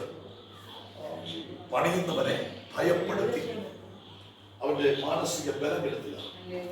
പണിയാൻ അങ്ങോട്ട് വരരുത്. ഇനി ഈ മണ്ണിലേക്ക് പണിക്കാന്ന് പറഞ്ഞ് കയറരുത്, ആരാധിക്കാനാണ് പറഞ്ഞുകൊണ്ട് വരരുത്, പ്രാർത്ഥിക്കാനാണ് ഇവിടെ കയറരുത്. വരുന്നവനെ സ്തോത്രം വരാതിരിക്കത്തക്ക നിലയിൽ അവനെ ക്ഷയിപ്പിക്കുന്ന ചില ബലം, ധൈര്യം ക്ഷയിപ്പിക്കുന്ന ചില ശക്തികൾ ഇന്ന് രാത്രി പരിശുദ്ധാത്മാവിൽ പോകും. സ്തോത്രം. വിശ്വസിക്കുന്നുണ്ടോ? സ്തോത്രം, സ്തോത്രം, സ്തോത്രം, സ്തോത്രം. ദൈവജനം ബലത്തോടെ എഴുന്നേൽക്കാൻ പോവുകയാണ്. ദൈവജനം ബലത്തോടെ ചലിക്കാൻ പോവുകയാണ്. അപ്പൊ ഒന്നാമത് ശത്രു ചെയ്തത് അവൻ പണിയുന്നവന്റെ ധൈര്യം കെടുത്തി. രണ്ടാമത്തെ ഭാഗം പീഡിപ്പിച്ചു. അവരുടെ ഉദ്ദേശം നിഷ്ഫലമാക്കേണ്ടതിന് അവർ പാർസി രാജാവായ കോരേശിന്റെ കാലത്തൊക്കെയും പാർസി രാജാവായ ദാര്യാവേശിന്റെ വാഴ്ച വരെയും അവർ പുരോഗമായ കാര്യസ്ഥന്മാരെ കൈക്കൂലി കൊടുത്ത് പൈസ കൊടുത്ത് ചിലരെ വശീകരിച്ച് ഇവര് പണിയാതിരിക്കാൻ വേണ്ടി ചിലർക്ക് പണം കൊടുത്ത് പണിയെ തടസ്സപ്പെടുത്തുക. മനസ്സിലാകുന്നവർക്കായി ഞാൻ നിന്നിലൂടെ ദൈവപ്രവൃത്തി നടക്കാതിരിക്കാൻ പലയിടങ്ങളിലും പണം കൊടുക്കുന്ന, നേർച്ച കൊടുക്കുന്ന, പണം കൊടുത്ത് പണിയെ ഒതുക്കാൻ നോക്കുന്ന ചില പൈശാചിക മണ്ഡലങ്ങളിൽ പ്രാർത്ഥനയിൽ പൊട്ടും. എത്ര പേര് നേർച്ച കൊടുത്ത്, കാഴ്ച കൊടുത്ത് സഭ വളരരുത്, പണി നടക്കരുത്, വളരരുത്, സ്ഥാനങ്ങൾ നടക്കരുത്, ദൈവകൃപ വെളിപ്പെടരുത്, ശുശ്രൂഷ വെളിപ്പെടരുത്.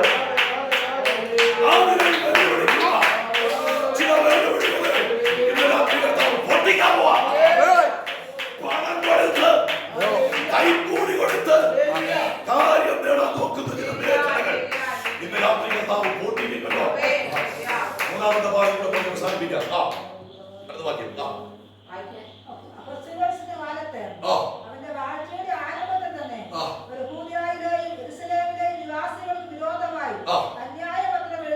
അന്യായ പത്രം വിരോധമായ ചില രേഖകൾ ഉണ്ടാക്കുക.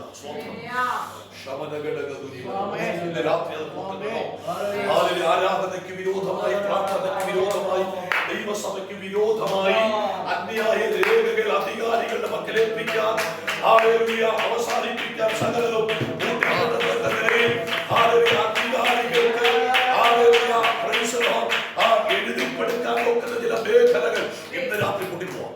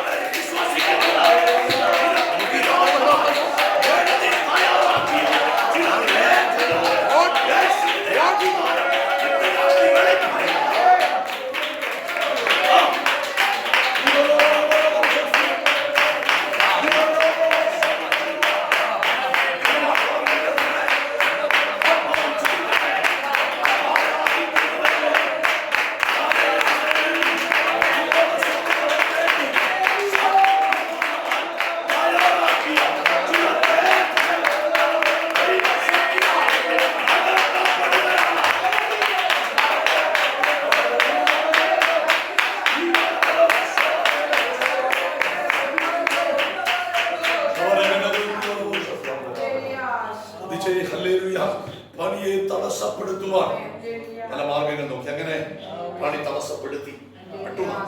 പെട്ടതല്ല, പെടുത്തിയതാണ് അല്ലെ. പണി അങ്ങ് തടസ്സപ്പെട്ടു. ജനം വരുന്നില്ല. ആരും തന്നെ ആലയത്തിന്റെ പണിക്കായി വരുന്നില്ല. ദിവസങ്ങളോളം അതിന്റെ നേതൃത്വം ദൈവം ഏൽപ്പിച്ച സ്തോത്രം സെരുബാബേലിനെ നോക്കി. ദിവസങ്ങൾ കഴിയുമ്പോൾ ആളുകൾ വരാതെ അവസാനം പണി പൂർണ്ണമായി തടസ്സപ്പെട്ടു.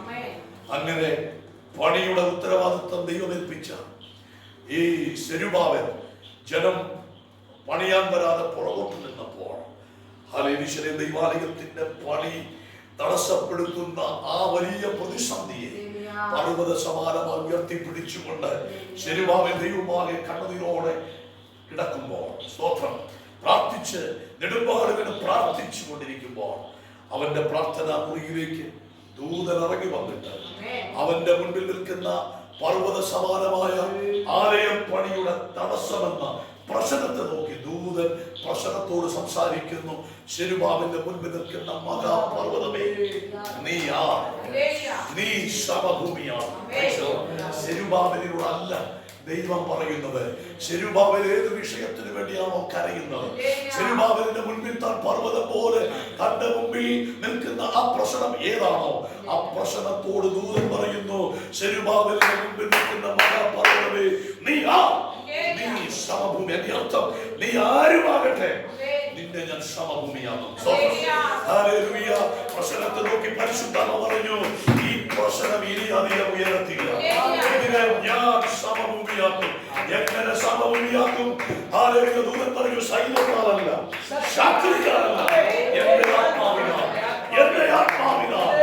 സെരുബാബേലേ, നിന്റെ മുമ്പിൽ ഉയർന്നു നിൽക്കുന്ന ദൈവാലയ പണിയോടുള്ള ബന്ധത്തിൽ ആ തടസ്സം എന്ന പർവ്വതത്തെ നിന്റെ കാൽച്ചുവട്ടിൽ ഞാൻ സമഭൂമിയാക്കാൻ പോവുകയാണ്. ആർക്ക് വേണ്ടി? പ്രാർത്ഥിക്കുന്നവന് വേണ്ടി. ആർക്ക് വേണ്ടി? പ്രാർത്ഥിക്കുന്നവന് വേണ്ടി. ഹല്ലേലൂയ. സകല വഴികളും നിന്റെ മുമ്പിൽ അടഞ്ഞാൽ നീ പ്രാർത്ഥിക്കുന്നവനാണോ? നിനക്ക് വേണ്ടി സംസാരിപ്പാൻ ദൂതൻ നിന്റെ പ്രാർത്ഥനാ മുറിയിൽ ഇറങ്ങും. വിശ്വസിക്കുന്നുണ്ട്. നീ കടന്നു പോകുന്ന ജീവിത പ്രതിസന്ധി, നീ കടന്നു പോകുന്ന ജീവിത പ്രശ്നത്തോട് ഇന്ന് ദൈവം സംസാരിക്കാൻ പോകും.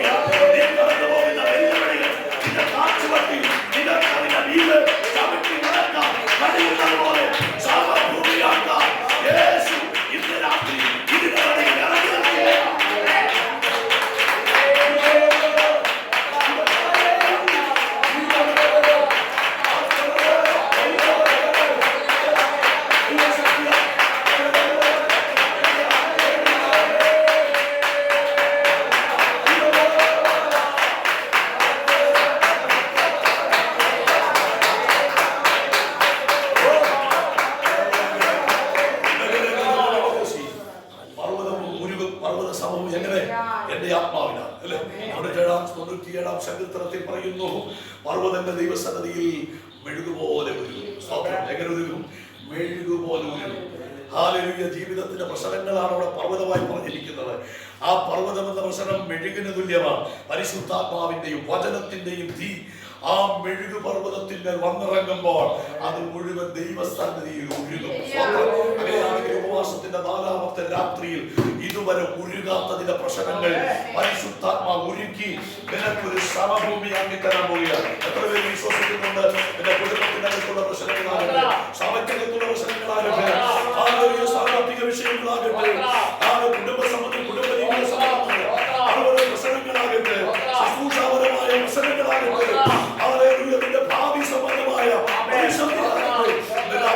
പർവ്വതത്തെ സമഭൂമിയാക്കുന്ന ഒരു ദൈവസാധ്യത ചലിക്കുന്നുണ്ട്. വിശ്വസിക്കുന്നുണ്ട്. എത്ര പേര് വിശ്വസിക്കുന്നുണ്ട്? എല്ലാ ദൈവമക്കളും നിമിഷം എഴുന്നേറ്റ് നിൽക്കാം.